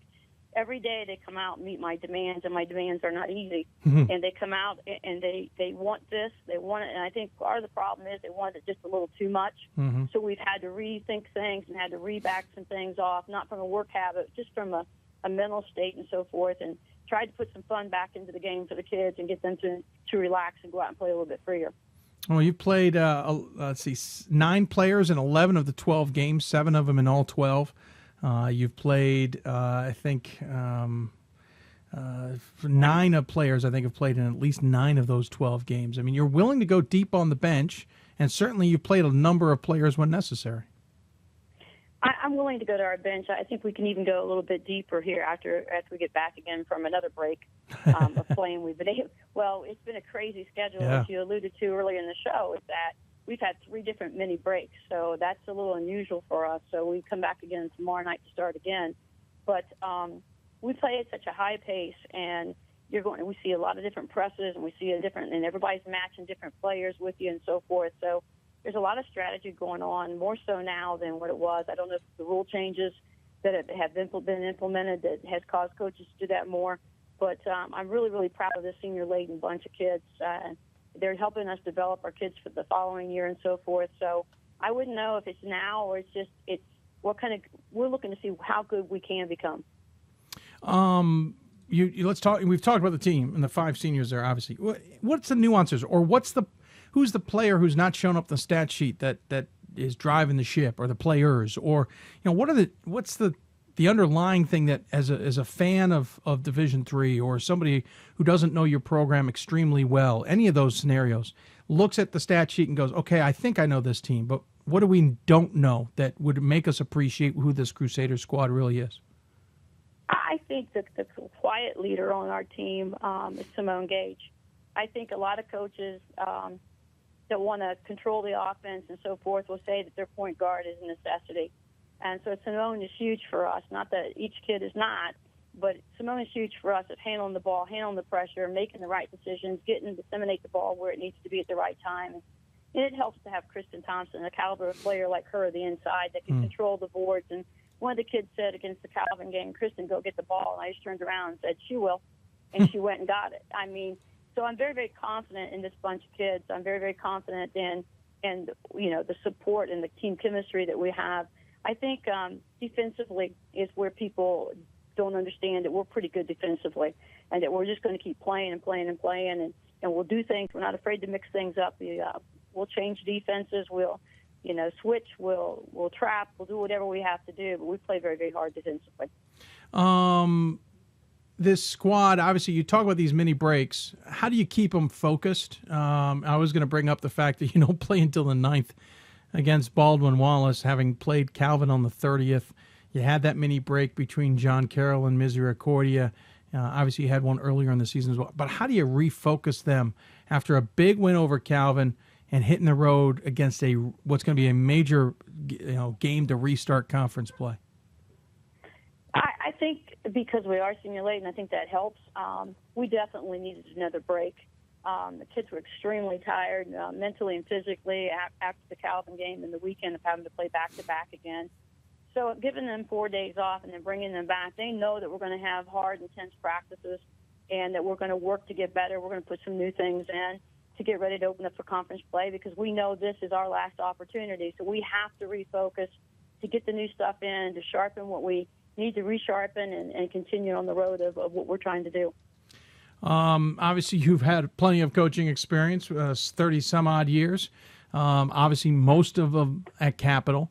Does it? Not that it ever gets old. That's a horrible question to ask. But does it ever get routine? Did you ever feel like you got to break things up and kind of freshen things up again? Sure. I mean, I think every year what I've learned to do is, and I would tell young coaches that every year after your season's over to wait a week or two and to step back and reflect on your season. And when a season doesn't go the way we want to go, it probably is the deepest time that I reflect even more and believe that's an opportunity to change things up and to evaluate personnel-wise and to evaluate myself as a coach and what do I need to adapt, what do I need to change. Maybe I didn't run the right things, but it never gets old. You're constantly adapting. And in 30-plus years, I don't think I've ever come back and did the same thing twice. You've only won 619 games at Capital and 671 games overall, Coach. It's not like you haven't seen a lot of basketball. And you've certainly made it to a number of NCAA tournaments and even threw in a couple of national championships. You're up there with the Nancy Fays of the world when it comes to Division III basketball, even women's basketball overall. How much more you got in you? I'm hoping you're going to say 30 more years, but that's beside the point. I don't have 30 more years, but I don't have a set time on it either. Every year, like I said, I step back and I reflect. And when I step back and reflect and say, I can't make a difference anymore for the game or I can't make a difference in a young person's life, it's probably the day I'll step back and say I'm done. Well, that's a good point of view. Better than some people's point of view when it comes to that topic. One thing that certainly I think you're looking forward to is that the championships will come through Capital, no matter if you're in them at that point in time or not, as the Final Four will be held in Columbus on your campus. It's got to be exciting to know that you guys get to host two really, really big games. We are extremely pleased and excited, and along with the Sports Commission of Columbus, Linda Logan has partnered with us, and we're not only going to knock it out of the park as far as excitement and so forth, but everything's going to be first class, and we're going to treat these teams like they've never been treated before. We're going to give them a police escort downtown when we take it down to our social and so forth. So cool. It's a really big deal for Columbus, and we're going to get a lot of media attention. And you guys are going to be coming out, and we're just really excited about doing this. I'm kind of curious. I've been told that this is going to be treated like any other championship weekend. There's going to be the community service. There's going to be the championship dinner. The only difference is we don't get the consolation game and we don't get the championship. So be it. That happens 16 days later, at least the championship game. But it sounds like you guys really are going all out. Oh, we're all out. When it first started, we were told we weren't going to treat it like that, and then it kept coming saying, we are going to do this now, we are going to do that, and then it went, we're going full blow, and this is going to be treated like we're at a Final Four, and we said we're ready and prepared to do this, and our good friends at the Marriott Hotel are prepared and have given us the entire hotel for anyone that wants to stay there and so forth, so it's going to be great. How important is it to make this championship, even if for 1 year, but I mean in general for women's basketball, feel bigger and bigger? Obviously, they're going to get a chance to play on the D1 site this year, but moving forward from that, and we're talking, do we get rid of the consolation game and put a third-place game in? Do we find a site that can do it up and, as you say, make it as big and bright as we possibly can? How important are those details? I think, just serving off the national committee, we have talked extensively about this, Dave, and I think what you're going to see in the future, because of shows like yours and Pat Coleman being out there and so forth, and other people's interest in women's basketball in Division III is getting better and better, that things are going to get better. I think the consolation game will go away. I think you'll see an all-star game maybe come in place as a consolation game, which would be a really cool thing to do. Yeah, I completely agree with you there. I'd love to see that. Obviously, you have an advantage to take advantage right now if we need to. And I'll be blunt, and I'm waiting for almost any kind of answer here. I've been debating on what you might say, and I don't think I got a good gauge. Can Capital women be playing on their home court in that semifinal? I think that any team could be playing on our court. And I think we are one team that has a possibility of playing, but things have got to fall the right way. To get to a Final Four, you have to have a little bit of luck. Yeah. It's not always just about who's the best team, because sometimes the best team doesn't make it there. But you have to have some luck along the way, and you have to have a lot of belief. So who's ever believing and who has the luck and who stays the most healthy will make it to Capital University at the Capitol Center in March. No matter what, we know you'll be there. Yes, sir. I'll be front and center, and I'll be helping put on a first-class show. Absolutely. Well, you know what? I know it's going to be great. I'm looking forward to seeing how it all turns out. Looking forward to seeing the rest of the season from you guys and the rest of the OAC as well. As always, we give the coach the final word. Any final thoughts you'd like to share with those who may be tuning in? Well, we appreciate what you do for the coverage, and I totally want to give a shout-out to the High Athletic Conference, because I think it's one of the best conferences in Division III basketball. And night in and night out, you can't take a day off, and that's what you want to do from a basketball coaching perspective, is go out and have to play hard every night out. Well said. Well, congratulations on the start and halfway for you guys, essentially at 10-2. Good luck the rest of the way, and we'll look forward to watching the Crusaders. Thanks, Dave. Take care. Dixie Jeffers joining us here on the Hoopsville Hotline again. 10-2 overall, 3-2 in conference. Doesn't say much. They got or Baldwin Wallace, I should say, coming up on January 9th. And as we mentioned, 7 of their last 9 at home. It's going to have to go through Capital. It's going to have to go through the Capital Center for the rest of the season. It's going to have to go through the Capital Center just to get to Indianapolis for the women's championships as well. Looking forward to seeing what they do in Columbus as well. We're going to come up, switch gears. We're going to switch to the men's side of things, and we're going to talk about Susquehanna men's basketball. Can you believe it? Crusaders are undefeated. We'll talk about that run to start the season, and we'll recap the D3Hoops.com Classic. You're watching Hoopsville, presented by D3Hoops.com, the National Association of Basketball Coaches. More Hoopsville right after this. We've got more schools than Division I, more fans than Division II, and more upsets than March Madness. There's 800 programs with over 11,000 games leading to 2 national championships. And we've been covering it all for over a decade. From Eastern to Occidental, from Puget Sound to Piedmont, from Southwestern to the University of New England, and from Hope to Calvin. Nobody covers Division III basketball like we do. We're at D3Hoops.com at www.d3hoops.com. Division III schools offer academic scholarships instead of athletic scholarships. This really puts the focus that the student athlete needs to maintain that GPA. I did receive a non-athletic scholarship upon entering school. I got the presidential scholarship, which was huge for me. I think there's more opportunities for academic scholarships in Division III. A lot of people pick schools just based on the sport and don't get that experience. Being a Division III athlete and developing my leadership skills has definitely put my name out there and helped me get more recognition on campus, but more recognition nationwide. I did win the Jostens Trophy, which is based on leadership, academics, and then how well you do on the court. I'm also the Schwartz Scholar of my class. Schwartz Scholarship is basically a scholarship that is given to a student who's identified as a likely leader. At the end of the day, it won't matter how they play on the field, it will matter how they do in the classroom.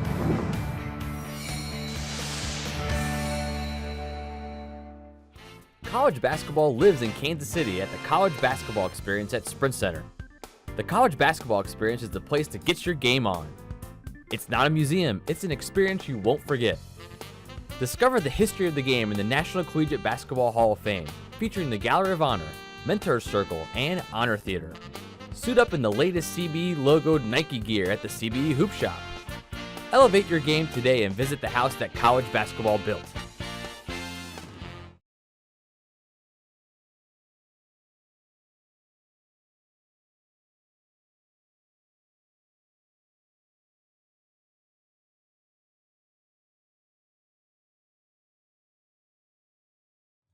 And welcome back to Hoopsville, everybody. Sorry for the pregnant pause there. Getting our next guest lined up. Ran out a little bit of time. Nice tweet from the Crusaders about the interview with Coach Jeffers. I appreciate them tuning in. I appreciate you tuning in, and I appreciate their kind words as well. As always, you can interact with us on Twitter at D3Hoopsville or using the hashtag Hoopsville. You can always join us on Facebook at facebook.com/Hoopsville. And, of course, you can always email us, Hoopsville at D3Hoops.com. We even have a chat room alongside the YouTube page. If you happen to be deep onto that YouTube page, if you just happen to be watching us on the regular D3Hoops.com page, there isn't that chat room availability. Not a big deal. We mentioned Twitter, Facebook, and email. They are scrolling at the bottom of your screen, and you're certainly welcome to use them at any time that you need, and we will try our best to interact with you as much as we can. Don't forget, we're on the air Sundays and Thursdays starting at 7 o'clock throughout the rest of the basketball season. We will have a couple of pre-taped shows coming up on Thursdays. The next 2 Thursdays, we'll have pre-taped shows. We'll be on the air for the most part. Most of the Sundays, the rest of the way, we got the Hoopsville Marathon coming up.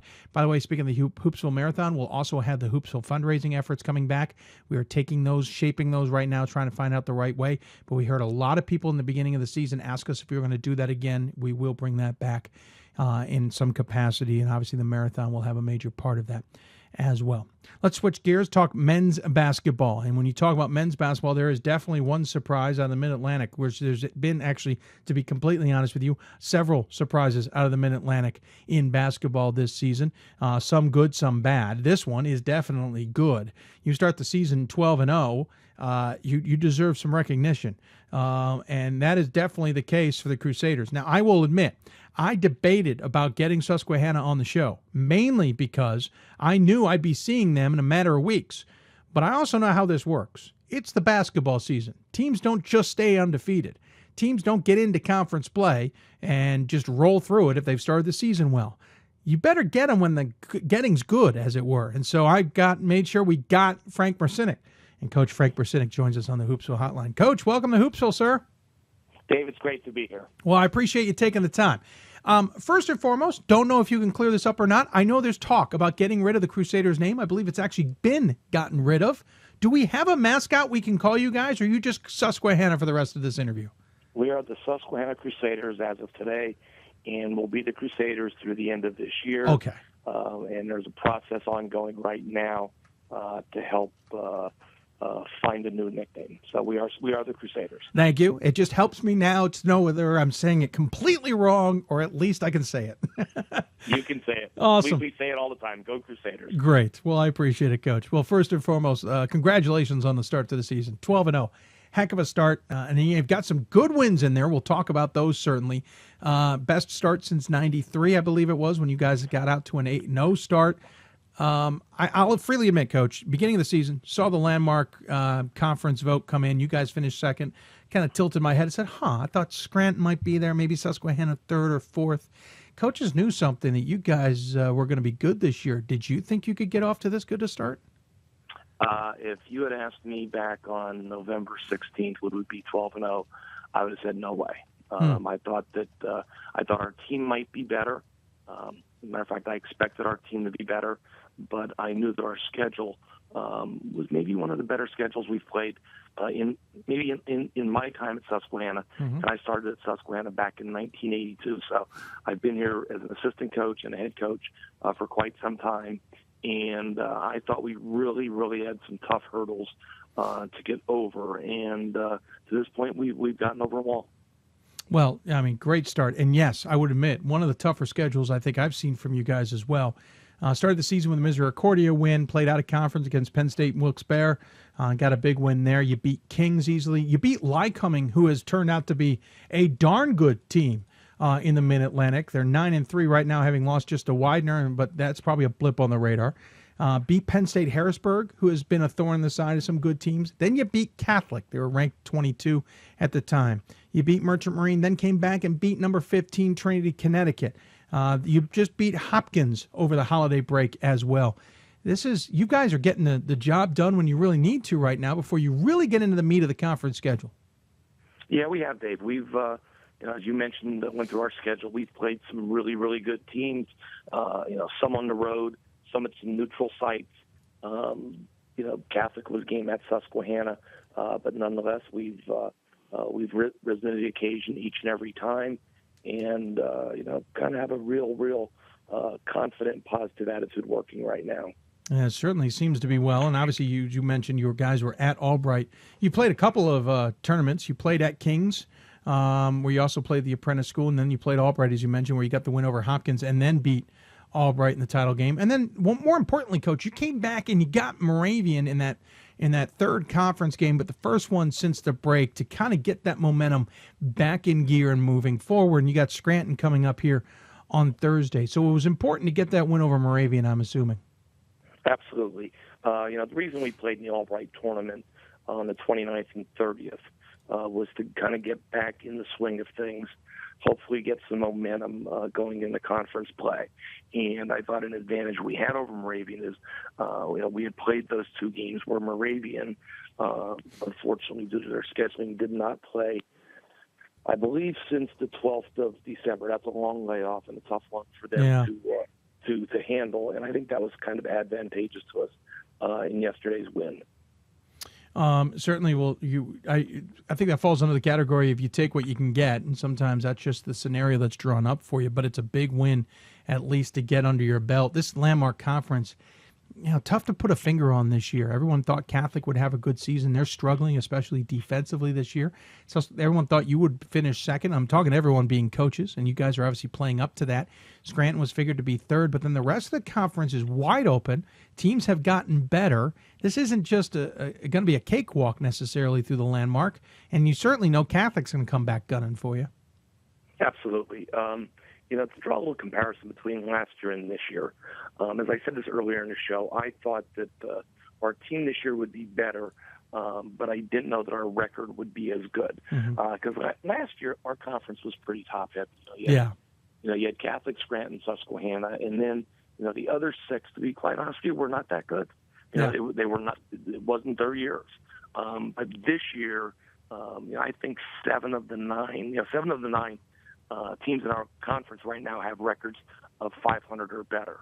With schools like Drew and Juniata, probably being a little bit of the surprise, I would say. Juniata's been off to a good start. Drew is 3-0 in the conference.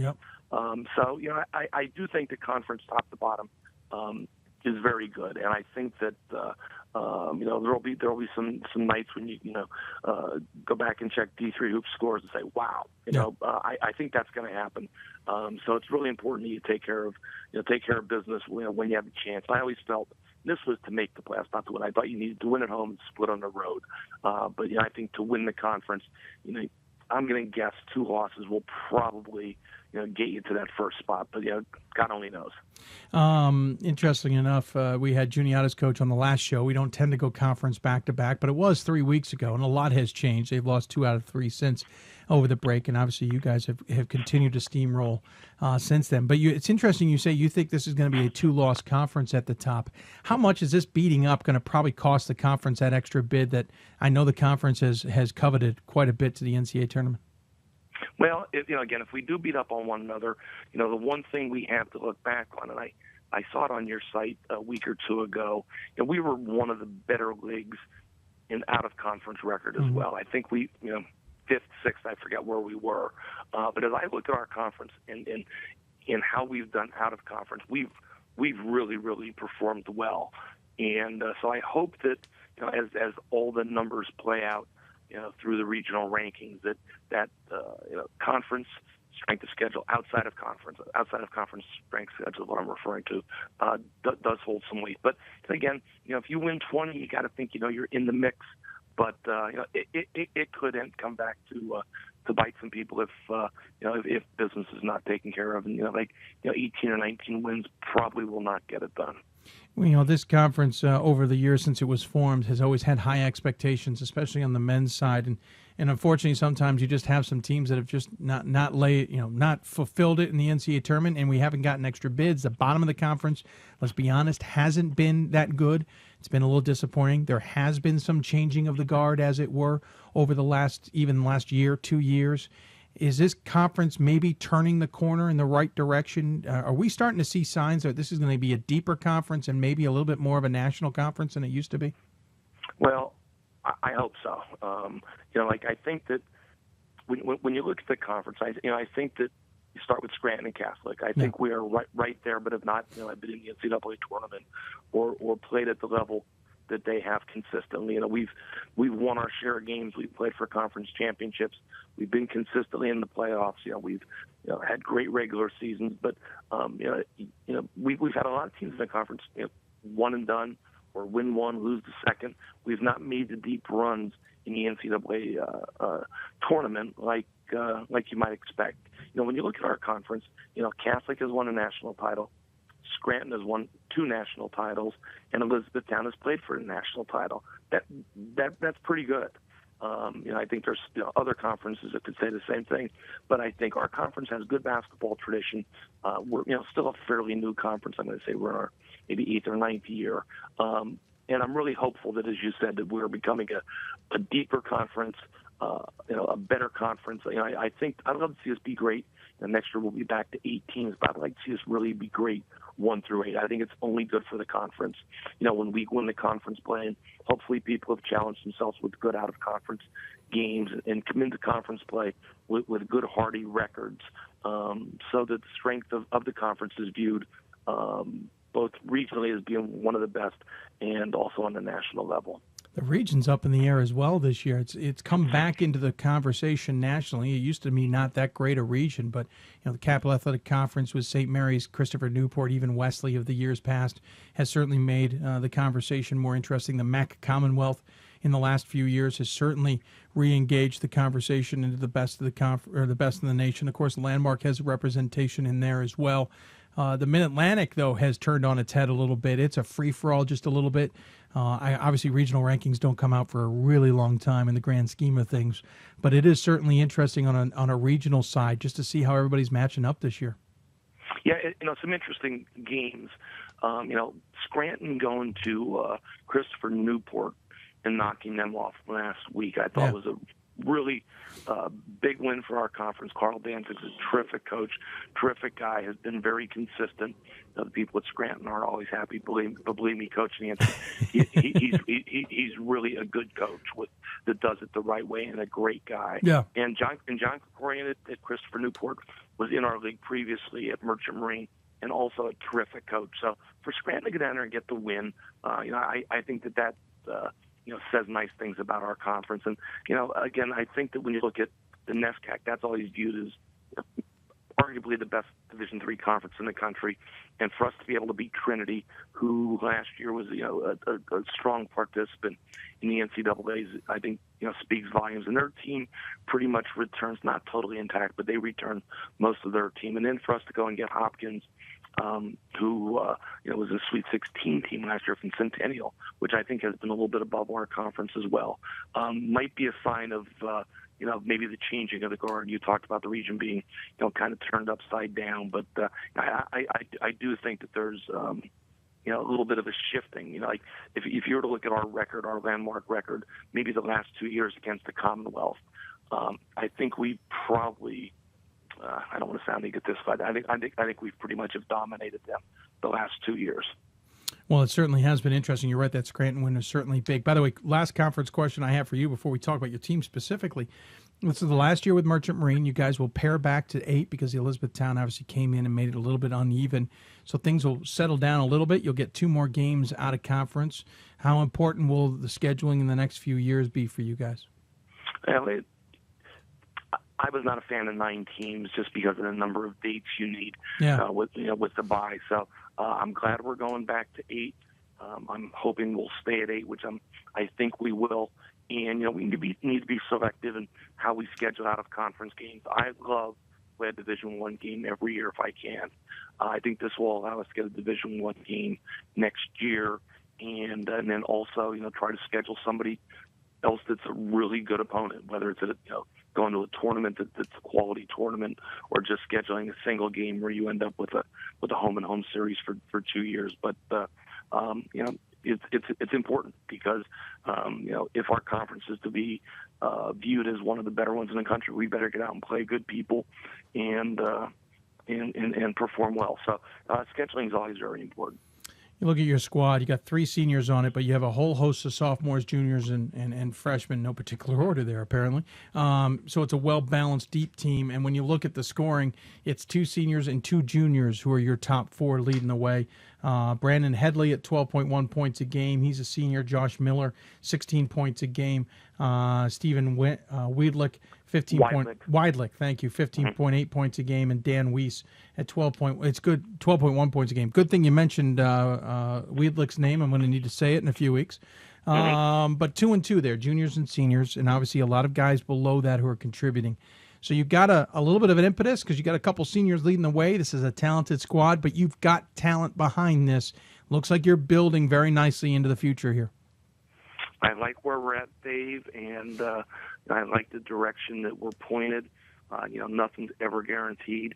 As we're recruiting, we're looking at some holes that will be, popping up over the next 2 years, and we're working really hard to fill them.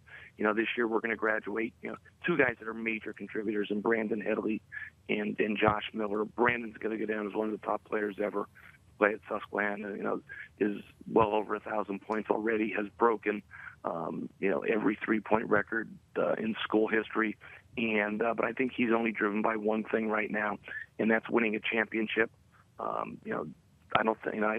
don't think the numbers matter to him. Yesterday in our game, our president, Jay Lemons, pointed this out to me. He's really into what we do athletically at Susquehanna. Sent me an email stating, "Hey, good win with Headley and Weidlich combining for 11."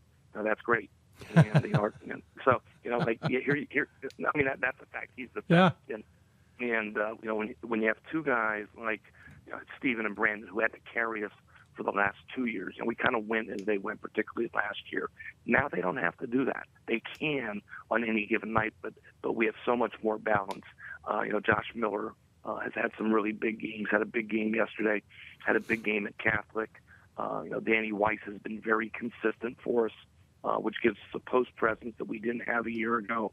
And then we got some other guys, like Ryan Traub, who's a sophomore, came off the bench, got 24 for us against Hopkins. He's 6'7", and he's just really starting to scratch the surface of where he's going to be.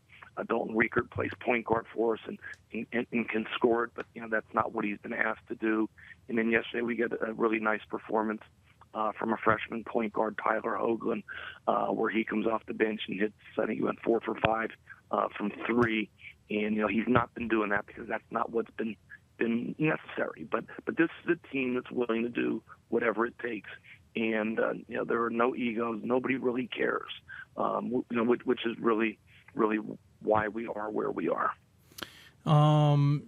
You obviously get into conference play. Scranton coming up on Thursday, and an odd Thursday game and throughout the conference, then Merchant Marine on the road and then at home. You're going to have a whole chunk of games near the end of the season. 5 of your last 7 will actually be on the road. How do you keep the momentum going, and how do you keep the guys focused on what will certainly be a tough finish to the season? Well, last year we did not lose a conference. We lost one conference game on the road. We lost at Catholic, so we really played well on the road a year ago.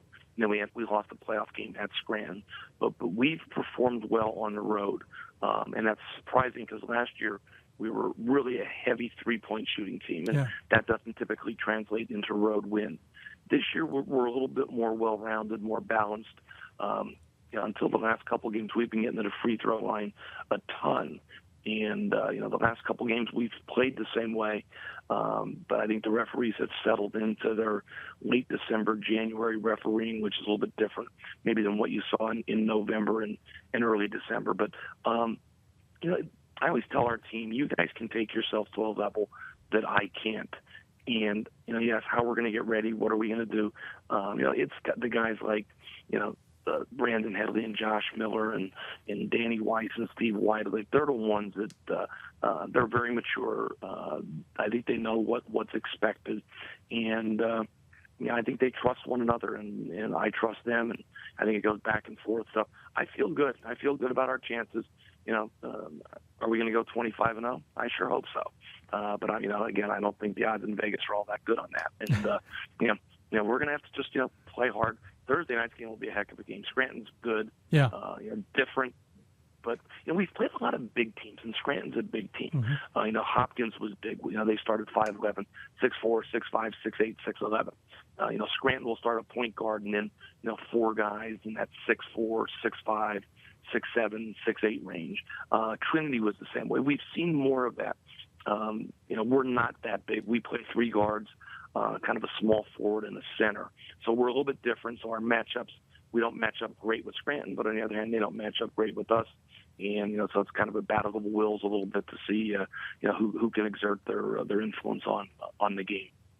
Well, it's certainly a great start, like we said, 12-0, and obviously a lot of big games, including Scranton coming up on the road on Thursday, and then at home against Merchant Marine, and so on and so forth. So, I just love the fact that we're talking Crusaders basketball here in early January, and you're right. Last year you guys were lurking in the conference, and I think people didn't know what to expect, and obviously this year you guys have come out with a bang, and obviously the target will be on you guys, but I have this feeling that you guys are kind of relishing this a little bit and waiting, not waiting for it, but you're ready for it. Yeah, Dave, you have to enjoy the moment. Whenever I'm recruiting kids and they're in the playoffs, I said, I try to tell them, hey, make sure you're enjoying this. It's like, sometimes we get all caught up, myself included, in the grind, and you got to enjoy being with your team, being with your teammates, preparing for a game, seeing the satisfaction when you do things the right way. So we're going to try to enjoy the moment. I've never had a team that's been 12-0, and so I'm enjoying it. I'm looking forward to it. I know our kids, knock on wood, we've had great practices, and I think the fact that we are undefeated has kept their focus at a maybe a higher level. Certainly makes some sense. Looking forward to seeing what you guys do and watch you guys. Obviously, I won't see you technically in person until right near the end of the season, but still looking forward to watching you guys along the way. As always, we give the coach the final word. Any final thoughts you want to share with those who may be tuning in? Yeah, I know we have a great group of D3 fans that might be watching. D3 basketball is the best as far as I'm concerned. From the quality of the student athletes. John Feinstein wrote the book The Last Amateurs about the Patriot League, and the Last Amateurs are really, truly the Division III players. They do it the right way. They're great students. Just get out and support Division III. And I also want to just give a plug to my assistant coaches who have been outstanding. Chad Bailey's been with me a long time. Mark Prush played for us and is one of our assistants, and then Sam Moore and Aaron Ettinger. They're really, really important to our team's success, and I think the head coach gets some pats on the back, but I'm only as good as those guys allow me to be, so I want to make sure they get recognized.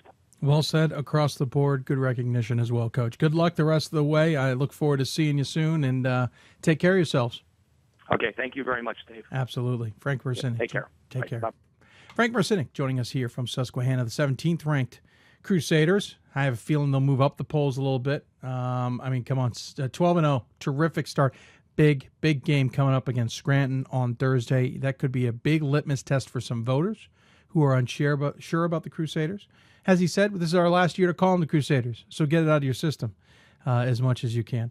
Again, Merchant Marine coming up. Juniata then Drew the following week. They'll then play home against Goucher on the 20th and Elizabethtown on the 23rd. Again, Merchant Marine last season in the Landmark as well. We're going to take another break. When we come back, we'll recap the D3Hoops.com Classic. I also have a couple of notes regarding T-shirts, decorations in our studio, and a somber note coming out of one of the men's basketball programs in Division III. You're listening to Hoopsville, presented by D3Hoops.com and the National Association of Basketball Coaches. More Hoopsville right after this. College basketball lives in Kansas City at the College Basketball Experience at Sprint Center.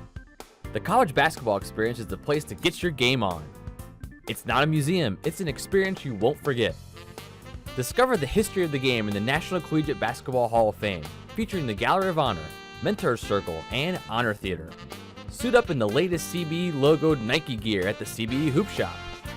Elevate your game today and visit the house that college basketball built. We've got more schools than Division I, more fans than Division II, and more upsets than March Madness. There's 800 programs with over 11,000 games leading to 2 national championships. And we've been covering it all for over a decade. From Eastern to Occidental, from Puget Sound to Piedmont, from Southwestern to the University of New England, and from Hope to Calvin. Nobody covers Division III basketball like we do. We're at d3hoops.com at www.d3hoops.com. I know sports is important, but having the academic part along with it is a big plus. I've discovered in myself, a newfound ability to overcome adversity at all different angles. At a Division III school is really shaped around you developing yourself as a complete individual. The end result in my mind is you just become a very well-rounded person. Before I came into college, I didn't really think I'd be able to balance so much. It helps a lot that you have a family with your team that can guide you. With a D3 school, there's a lot of time for other opportunities. The coaches expect a lot of you during soccer, but after soccer, that's your own personal time to really find out who you are and other opportunities that you can pursue. By balancing all of my interests, basketball, my leadership skills, and academics, I'm able to better prioritize my life and to manage it.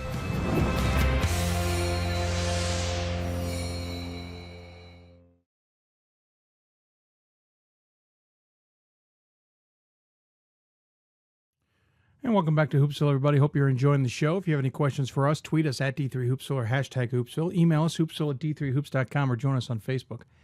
Facebook.com/Hoopsville. Of course, as we mentioned, quite a bit going on in Division III, and we saw quite a bit of it at the D3Hoops.com Classic during the holiday season.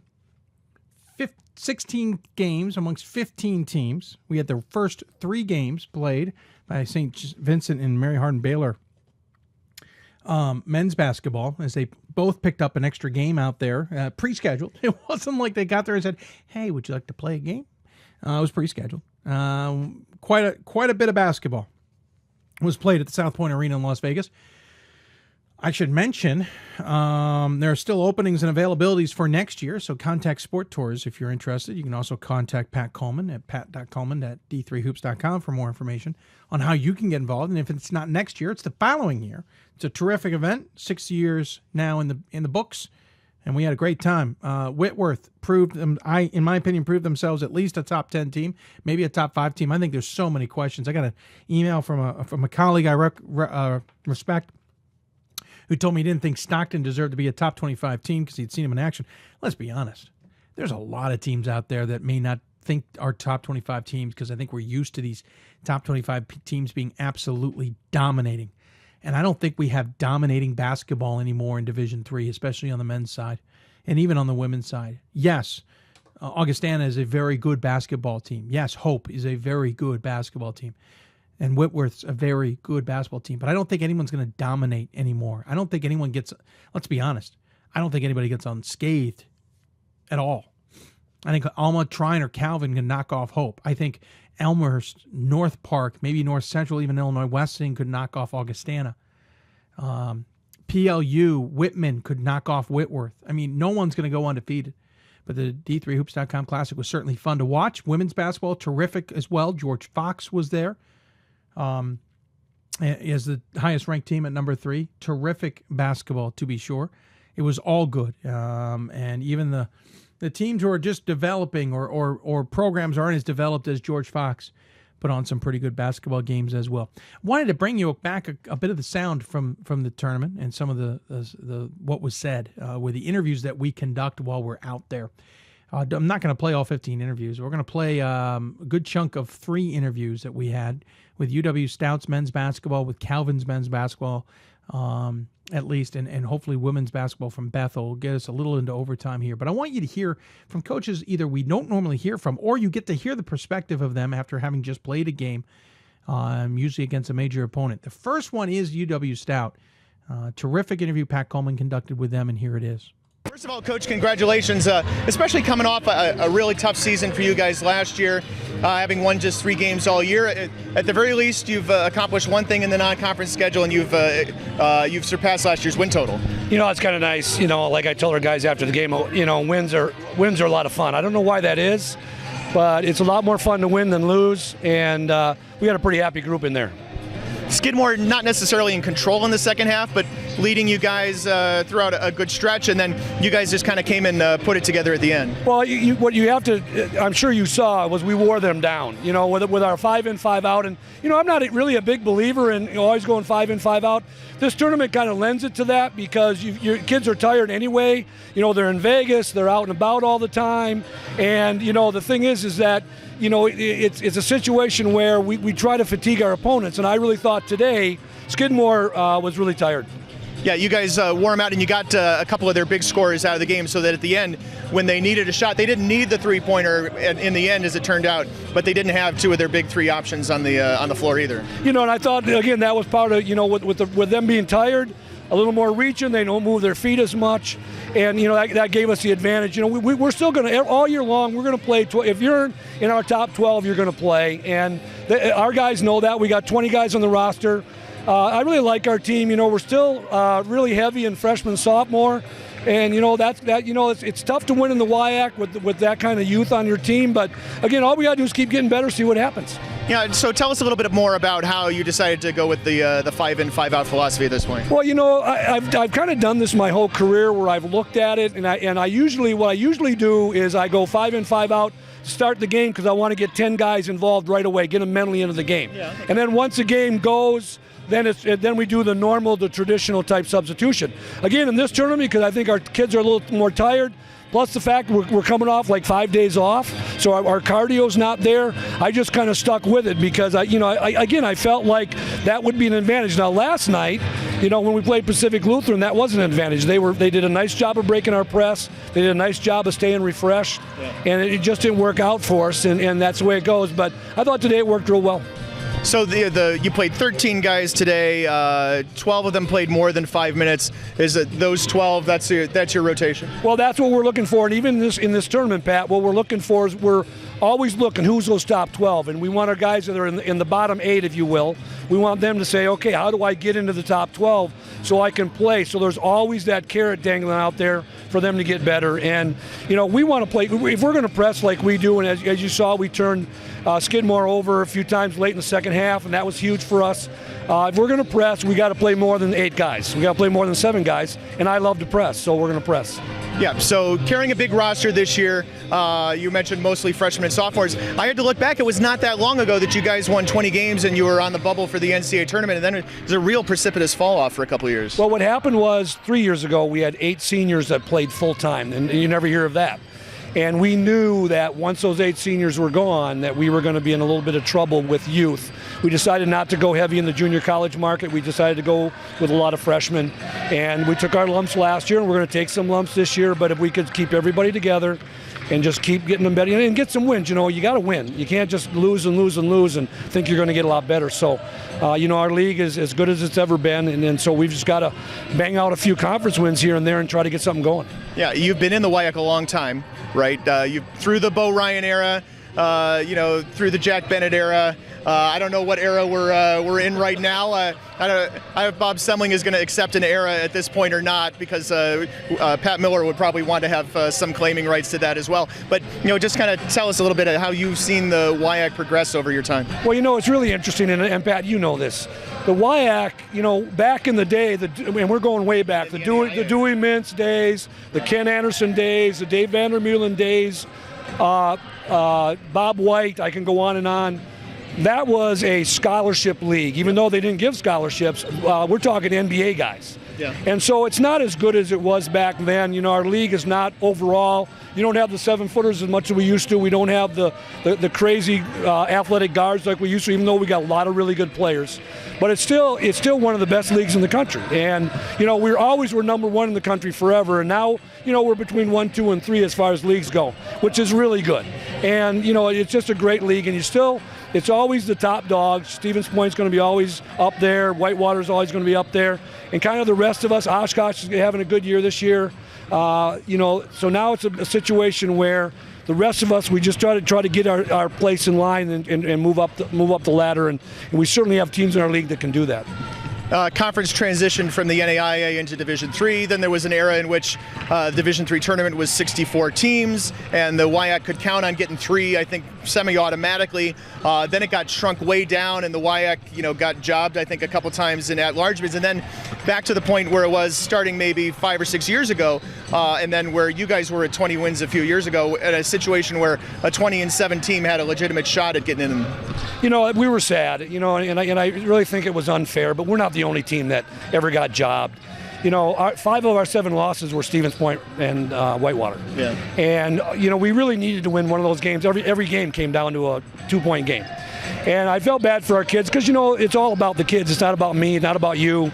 It's about the correct teams getting to play. And we know the Division III tournament is not the best 64 get in. We know Division I's the same way. There's just a few more teams in Division III that get in that probably shouldn't be in. But with that said, great tournament, a great organization, and you just got to be a little bit better. You just got to play a little better. You got to, we always got the automatic with the conference tournament, and it's a situation where we just got to keep getting better. But again, it's a great league with great coaches, and it just keeps getting better. I'll tell you, every time we get new coaches in our league, they're really good. Yep. And there's no slouches. And now Superior's gone. We're down to 8. Right. And with Superior gone, and they were a team that you still had to reckon with. But now that they're gone, the league even got tougher. So we got 14 games. We got to get her done.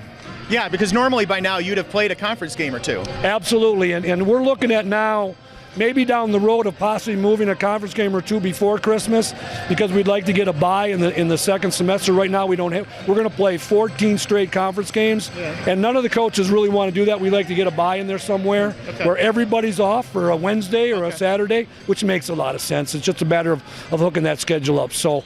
It's a good situation. I've been to my 16th year back at Stout. We've had a lot of great seasons. We have a lot of great players, and again, we just need to keep recruiting a little bit better, getting more size in our program. As you notice, we're not real big. We need to get a little bigger, but we just need to keep getting better because we know those next 14 games that we're going to play are going to be good.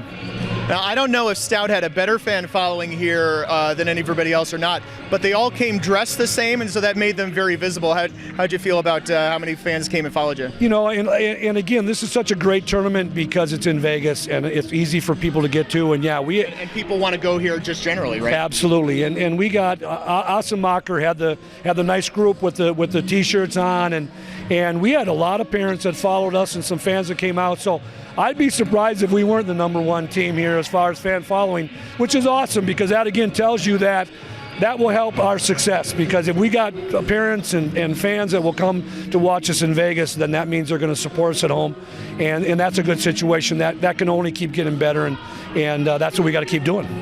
Big rivalry for you guys is, did you call it the War on 94 for all the sports, right? So I know it is that way for football, at least, and you guys just about 40 miles away from UW Eau Claire? 25. All right. We're 25 miles away, and there's no doubt Eau Claire's our rivals. We had kind of dominated them for about 10-some games in a row, and now the last couple years, last year, obviously Eau Claire, Matt Seiverling's done a really good job. Of getting that program back on its feet, and he's got some good kids in there, and again, they started with some youth and now they're getting older and they've got good size, so that'll be a great matchup for us. River Falls also has been a good rival for us because again, they're 45 miles away. Those are kind of the top 2 dogs that we go head to head with, and there's a lot of good energy in those games, and another reason there's a lot of great energy is because the crowds are big. We have great crowds for those games because a lot of people can drive to those games, and we really enjoy it. And UW Stout, certainly in its athletic program, and I think in the student body at large, just being, I think, 70 miles from the Twin Cities pulls a lot of kids out of Minnesota, too. We're a situation where we're in a great location. The cities are right there. We're 55 miles from Minneapolis. We've got Eau Claire, which is 25 miles away. There are 80,000 people. So it's a great town to recruit to because, first of all, there's a lot of great players in Wisconsin, a lot of great players in Minnesota. And, there's just a lot of people to talk to. And they're not all scholarship in terms of we're going to get one, but I always tell people in our WIAC, 50% of the players in the WIAC have to be scholarship guys, and they come for other reasons. They like the academics, they like the location, they like the staff, they like the school. Want to compete for national championship. Absolutely, and so those are the kind of guys at the WIAC. In order to be competitive, you have to have some scholarship guys, and if you get some scholarship guys, you're going to be pretty good. We know Whitewater has those all the time. Point certainly gets their share of them, and Platteville and Oshkosh and everybody else is in that mix. So that's important. Any extra pressure on you from the administration after coming off the way that year went last year? There's always pressure. Obviously, our athletic director Dewey Nats does a great job. He keeps us informed on what's going on, and we're really appreciative of him and our administration. We just changed chancellors, but of course, it's kind of like the Greg Gard thing. I think Greg said it best. The bottom line is they're going to do a national search. They're going to look for somebody that's better. And even in my situation, the bottom line is still the bottom line is the bottom line. You want to win. And if we don't get this, and everybody sees our youth, everybody knows that we're building back to where we used to be. But if you don't get it done, someone else is going to come in and want to take your job. We get that. You never take this job. The higher up the ladder you go, the closer you are to the door. And all I know is our administration has been very fair. And, the communication lines are wide open. And, we just take it one game at a time, one day at a time, one season at a time. You mentioned Greg Gard, I mentioned Bo Ryan, which made me think, how much does the WIAC kind of revolve around what's going on at, I call them UW-Madison for purposes of D3. First of all, both Greg and Bo have been so outstanding. And, got Jeter over at Milwaukee, and now you got Dark over in Green Bay. And, this state has been, and again, I can't speak for Minnesota with the Gophers or anything, but this state has really embraced, the D1s have embraced, the D3s and the NAIs. They've really embraced us, and for a good reason. That's the way it should be. We're all on the same level in terms of job security or lack thereof, and wanting to win and wanting to run the best program and good academics, et cetera, et cetera. And nobody embraced that more than Bo did. And so we really appreciate him, always have appreciated him, coming out of Platteville, and we've always pulled for him, and now we're certainly pulling for Greg. We want Greg to win, and I know this is going to be a tough pull, transition, because the deck is kind of stacked a little bit, but we'll see what happens. We certainly have a lot of respect and appreciation for Greg. So there you go from Stout's coach. A great interview with Pat Coleman there, even talking about the influences of the D1s, et cetera, and how this program has turned around. Even asked the question about that pressure. 0-16 last year in the WIAC. Obviously can't do that this year. There's only 14 games in the conference. But Stout's a much better team than last year. I can't remember the last time they went even that bad in the WIAC. I was doing some research, and I couldn't find a really rough season like that. But good to see them at the D3Hoops.com Classic. Good to see them moving forward and playing well. And I think good things are ahead for that program as well. They're fun to watch them. They'll start off subbing every 5 guys every time they get a chance, and then slowly but surely it changes. Usually late in the first half and into the second half, it alters. Also wanted to bring you the Calvin interview. Talked to Kevin Vandestreek after their final game. It was the final game of the D3Hoops.com Classic in general. Talked to him about a couple of things, especially about his team's season that he considers off, but how that's just really a kind of an optics thing. We also talked about being on the national committee. Here's my interview with Kevin Vandestreek of Calvin. Calvin, they come out here and play 2 games in less than 24 hours, and they had a tall task with Whitworth, I should say, and then followed up with a tough St. Vincent squad. And you come out of here 1-1 and nearly made it 2-0 with a really good game against Whitworth. Yeah, come after Christmas. I always say my record after Christmas is about 10% wins because we have a week off, you know, and we came out here and we practiced Monday, it was all, and we had to change a few things. But I'm really happy. I love playing good teams. They point out what your weaknesses are, and we have some, and we know what to address. But I thought our guys played really hard and played pretty well. So hopefully we are kind of on the upswing. It was interesting. Yeah, you said to me, we're not the team I wanted to be here, and you weren't all that thrilled with it. But then you and I just before here was talking that you thought you guys played pretty well. Obviously, it's on your scale, the Calvin scale. But what does a week like this or 2 games like this do for you now that you start heading into MIAA play? Yeah, I think it's got to give us a real shot of confidence. You know, we have 2 seniors, and they're really the only guys who have played extensively in the past. So, you know, we have a couple of transfers. We have some sophomores that didn't play much last year or at all. So just the experience factor, the team bonding stuff of being together, hanging together. You know, we did some fun stuff when we were here, but hopefully we're building. The message I tried to get to our team right from the get-go was our first semester was about improvement. And so every day we practice, every day we play. Hopefully we get better, and, you know, hopefully we get to conference play. We'll have a shot at it at the end. You obviously lost a lot from last year's amazing run, and now you come back and, as you say, find your team. But you really did find some good players here in these 2 games, and now you do head in an MIAA, which is top-heavy. I mean, you've got Hope up there trying, certainly going to be a tough team, and Alma's off to a great start, and you could probably talk about a few others in there. What do you take from this week? Can you tell these guys and take anything from this and get yourself ready for conference play or use it for conference play? Oh, I think definitely.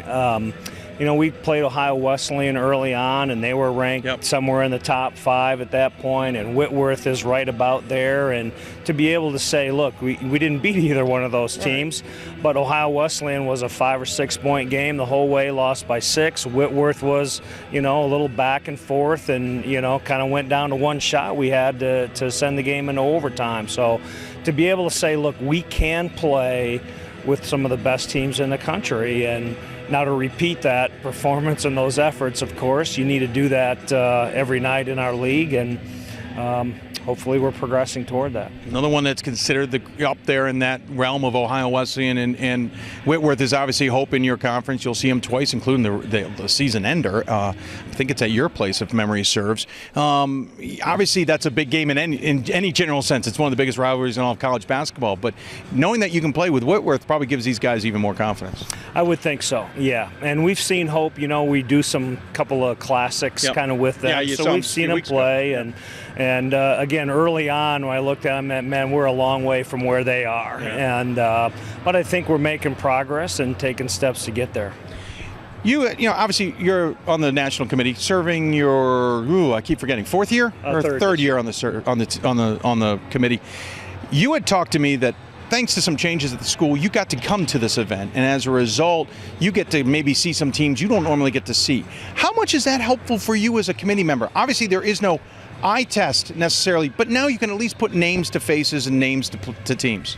Yeah, I think it's helpful. You know, we have just great people on the committee, but when you have coaches, you know, that see some teams around, and again, it's not an eye test. We don't say, boy, they were really good, they're in, or anything like that, but you can use it to validate a little bit. You know, sometimes some teams have a high win-loss percent and a poor SOS, or the other way around. But sometimes you can use that to validate, and it's really fun for us to play some different teams. We played Whitworth a couple of times in my time, but not very often. First time to play St. Vincent, and they're a great program, and certainly in the top 20 all the time, their program, and so.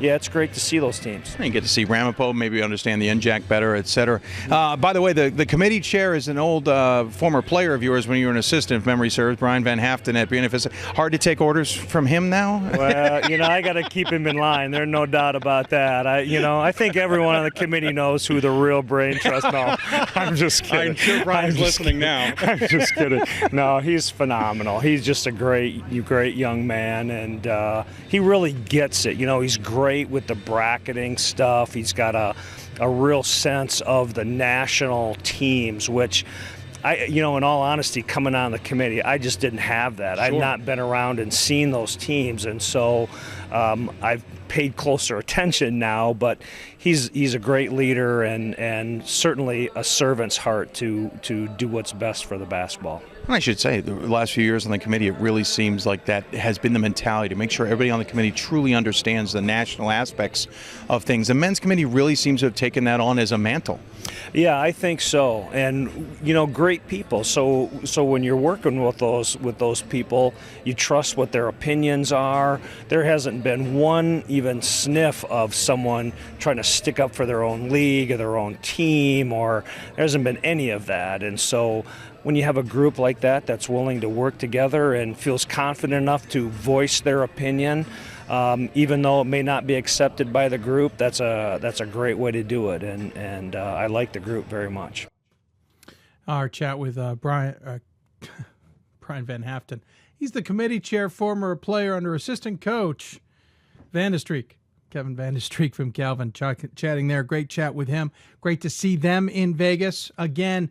They don't think they're having a good season, but it's by their standards. I said to him, listen, I know a lot of schools, and I've said it elsewhere, a few hundred schools who would love to have your record with your schedule.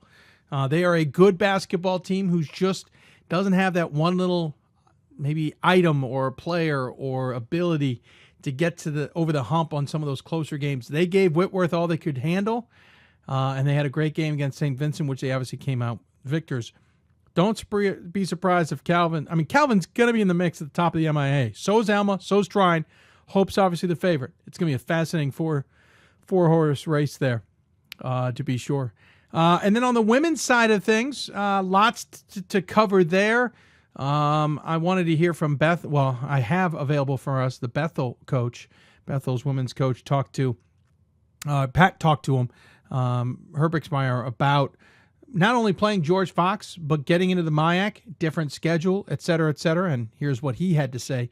Also at the Hoopsville, D3Hoops.com Classic. Talking with John Herbichsmeyer, the head coach at Bethel University in your 14th season, and team comes away with a 1-1 split, having beat Millsaps in the first game of the tournament, and then coming back with a hard-fought loss to the third-ranked Bruins of George Fox. And Coach, even though you guys won the first game, lost the second, really felt like the Royals played a much more complete game, a much more complete team the second time around. Without a doubt. We're a little disappointed that we didn't handle George Fox's pressure better early, but we had 16 halftime turnovers and only 6 in the second half. We're not going to see that level of pressure from anybody in the MIAC that's that deep and consistently presses that way. That's made us better.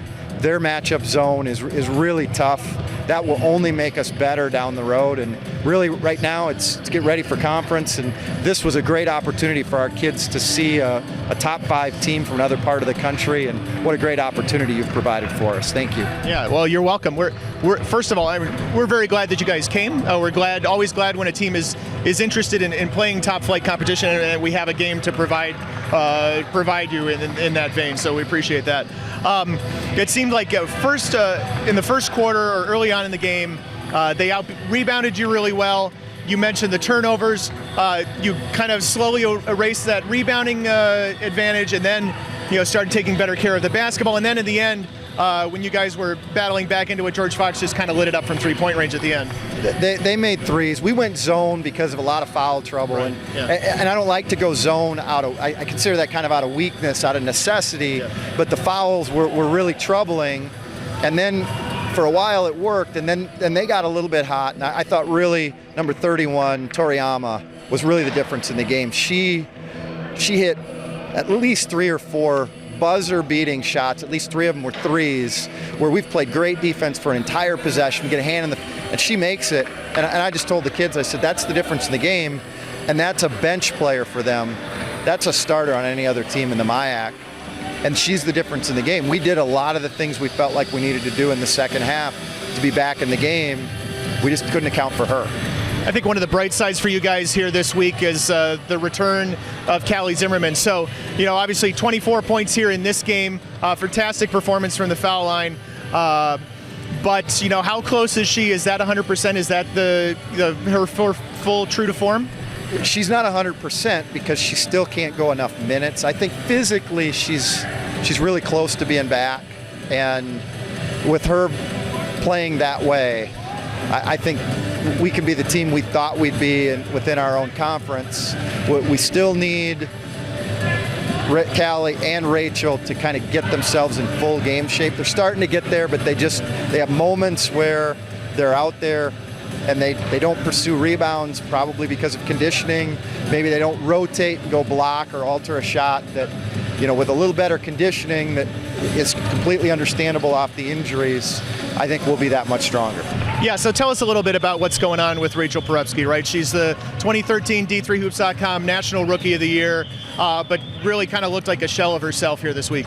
Well, she's coming off a knee injury, and I think a lot of it's more mental than physical right now. She just has to get through the mental block of, I can move on that leg. She sustained a pretty significant injury the 5th day of practice and has been cleared to play, but her mobility just isn't quite what it is most of the time, and it looks like she has good days and bad days. Like today was not a particularly good day for her, just mobility-wise. When her mobility's there, she's one of the elite bigs in the entire country, let alone the conference. Yeah, it's a pretty high expectations for you guys this year, especially in the conference, being voted the preseason #1 in the MIC. I know preseason is now almost 3 months ago, but St. Thomas lost so much from last year. You guys went to the NCAA tournament, have all of these key players back, and now you come back in at 5-5, 2-2 in the conference, and obviously some of those expectations are tempered. They're not really tempered. Okay. We're 2-2. Yeah. We still want to win the league. We got 14 games left. Yeah, we've got 14 games left. Every team in the conference except for St. Mary's has a loss. So we feel like we're set up in a good position. Obviously, some big games after Christmas. We're going to play a quality Northwestern team who's a contender in the UMAC, and then St. Olaf with only one conference loss, and St. Thomas who, got one of the other favorites to win it in the first week we're back. This has prepared us well for that, to play this level of competition. Yeah. Tell us a little bit about Molly O'Toole. I know you and I have talked about her contribution and her addition to the squad off camera, but tell us a little bit about how she got to you guys. Well, we recruited her heavily out of high school, played at, state championship Hopkins program in Minnesota. Great player, great family. I'd recruited an older sister. I mean, Molly and I go way back. The bottom line was out of high school, so I think a lot of the decision was financial, and we didn't come through with a great aid package, and so St. Mary's won out, had a great freshman year, and then her coach left to go to a Division II program, and I got the phone call from her in the middle of the night out in Washington, D.C. while I was on vacation, and she actually was already at St. Mary's and said, this isn't where I want to be if my coach isn't going to be here. So it's been a boon for us, and given all the injuries we've had, it's been really difficult to sort of reintegrate the injured players when we're trying to figure out who we were going to be with her. But it's just going to take time now that we have Callie back and Rachel back. I think we'll have a solid 10-player rotation, and Molly's certainly a huge part of that. Guard play here in this game obviously was not stellar for you guys. I know you mentioned, and of course it's true, the MIAC is not going to press you guys like George Fox did, but where do you see the backcourt play improving for you guys? Well, second half was more who we are. First half, they got us a little bit, they sped us up, and we just didn't stay within the principles of what we were trying to do, and that created a lot of turnovers for us. I have a lot of faith in particularly our senior guards, Hannah Newald and Sid Schultz. I'm sure they had a bunch of turnovers tonight, but I'm not. Yeah, well, everybody did. So. Yeah, so we'll spread the wealth there. Long story short, I'm not concerned about it in the long run. They'll be fine. Angie Kirchhoff as a sophomore will be fine. Abby Miller played one of her best games. She transferred from St. Ben's, another kid that, trying to find her way in the culture of what we do. And she's really played well here, and that's only going to make us better in the long run. The MIAC sometimes can be a bit of a grind. Teams in the metro area don't necessarily have to travel as much, but you have often, do you still have Monday, Wednesday, Saturday weeks sometimes where you're playing 3 games? Not anymore. We switched to the new 18-game model, and that took away all the Mondays. So on the women's side, we have none of those Mondays that can create the 5 games, a 9-day scenario that used to be commonplace in the old 22-game schedule. So that is a real blessing, particularly with a team that is coming off some injuries and trying to get fully healthy, that will help us a lot to just have a regular Wednesday, Saturday schedule. And I know you understand the benefit of having 7 non-conference games to schedule instead of 3 and what that can do for you in terms of selection possibilities for the tournament. Oh, without a doubt. A year ago, if we don't have the extra games in California against quality West region opponents, we don't get an at-large bid. And this game, even though it's a loss, I told our kids, I said, we're George Fox fans the rest of the season. We're Millsaps fans because we want them to drive our strength of schedule, and that's why we chose to come out and play in a tournament like this. Once again, Pat Coleman talking to Coach Herbert Sprier of Bethel. Team played well. Listen, it's going to be an interesting MIAC race. St. Thomas, on the flip side, lost 2 games during the holidays, both at Wartburg. I didn't tell you. The interview we had at the beginning of the show, Wartburg tournament. Insane. 3 top 10 teams there. Wartburg, the only non-top 10 team there. They're certainly going to be top 25 ranked tomorrow when the top 25 poll comes out in the evening. But nonetheless, thank you to those coaches. You can watch all of the interviews at the D3Hoops.com Classic. If you'd like, you can simply go to D3Hoops.com. On the top of the page, you can go to the news column and click on D3Hoops.com Classic, or go to D3Hoops.com/Classic. Those are your 2 ways to do it. Interviews are at the bottom of the page. Hope you enjoyed them. Millsaps was at the tournament. I want to thank Millsaps. Sent us a nice card, which basically said, thank you for everything. Says, share these shirts with whoever you'd like. Thanks for all you do to promoting D3 Hoops. They sent us 4 T-shirts. I have it upside down. Let's try that again. 4 T-shirts. I think one of them was size enough, just enough for my son or daughter. I don't remember who, but one of them got the shirt. So we have these. We're coming up with an idea. We've got these shirts. Some of them fit. Let's see. This one will fit. So I will wear them on occasion. Those of those who don't fit, or we've worn a lot, or we have extras, we're thinking of coming up with another plan for them. So stay tuned for that. We're looking forward to maybe putting that together in the near future and decorating the studio a little bit more.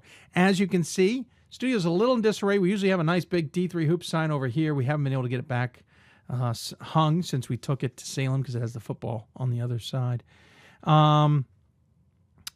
But you'll notice a new banner back here. We got this back from the D3Hoops.com Classic. First time in 6 years we got banners back. I can't believe I got this on the plane and back. It's large. It's thick. It's not easy to transport. I have another one that I was able to get back too. We will decorate the studio in some capacity. Also got a wonderful email that I've yet to reply to. And if you are listening, sir, I do apologize. But I want to thank so much Sean Kavanaugh. I am opening the email now so that I can reply to it tonight before I forget. Offered a wonderful gesture of sending us something for our studio. We look forward to it whenever it arrives.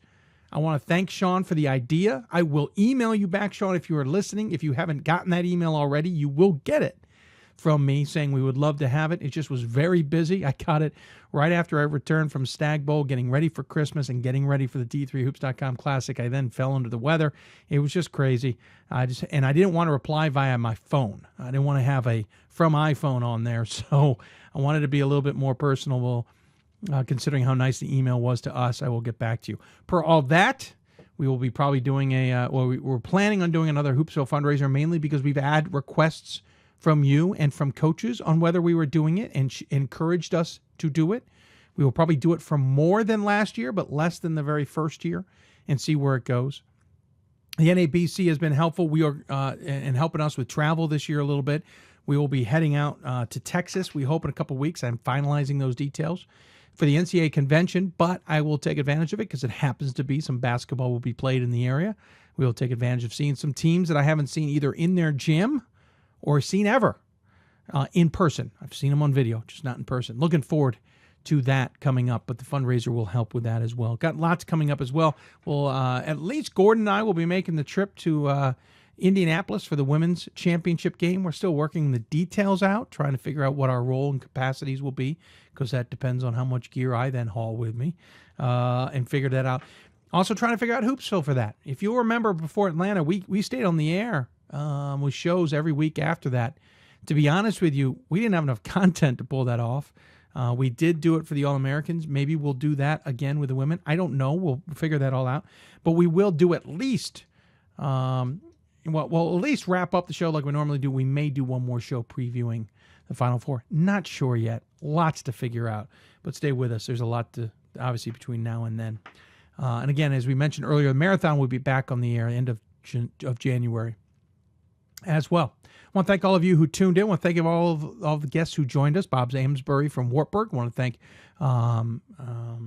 Dixie Jeffers from Capital. And, of course, Frank Marcinick from Susquehanna. I want to thank all the coaches and student athletes out of the D3Hoops.com Classic who were willing enough to be interviewed by Pat Coleman, Gordon Mann, myself, and Justin Sweeney. We had a blast. And, again, you can see all those interviews if you want. We appreciated taking some of the time to re-air them tonight. I want to thank all the sports information directors who helped us out with tonight's show, especially those like Ryan Gasser at Capital, who took the time, and Katie Joe at Wartburg, who took the time as well out of their busy schedules. That's going to wrap it up for us. A reminder, Thursday's show will air at 7, but it'll be pre-taped. I have another conflict at the exact same time. So we will pre-tape the show, put it all together, put it up on the web, and have it launch at 7 o'clock. So you'll have something to watch at 7 o'clock on Thursday. We hope you'll take the time. We'll be back on the air live again next Sunday. Then, assuming we're on the road for the NCAA convention, we'll do something probably booked together again for that following Thursday as well.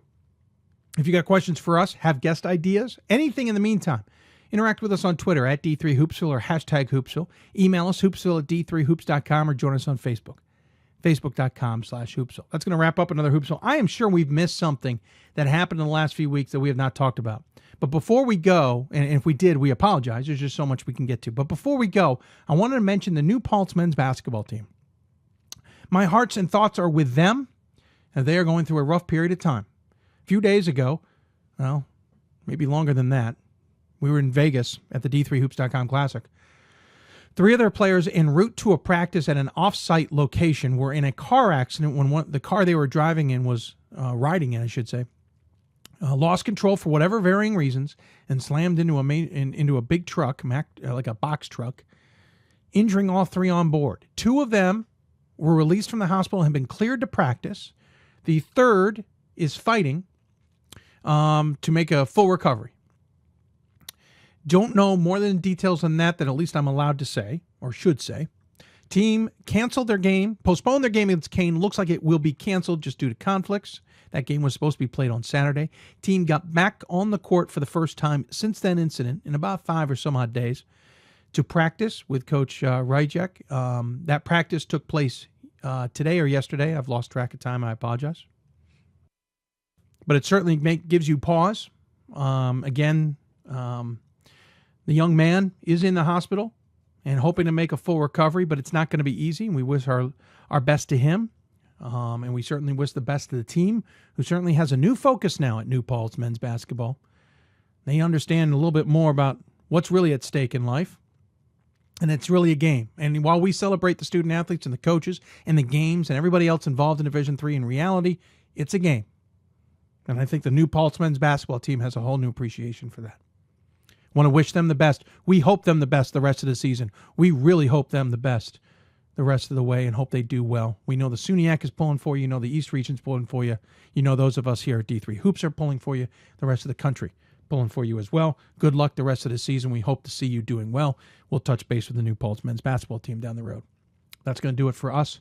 And with our thoughts on the New Paltz men's basketball team, we sign off. You've been listening to Hoopsville, presented by D3Hoops.com, the National Association of Basketball Coaches. We'll see you back here Thursday night. Good night, everybody.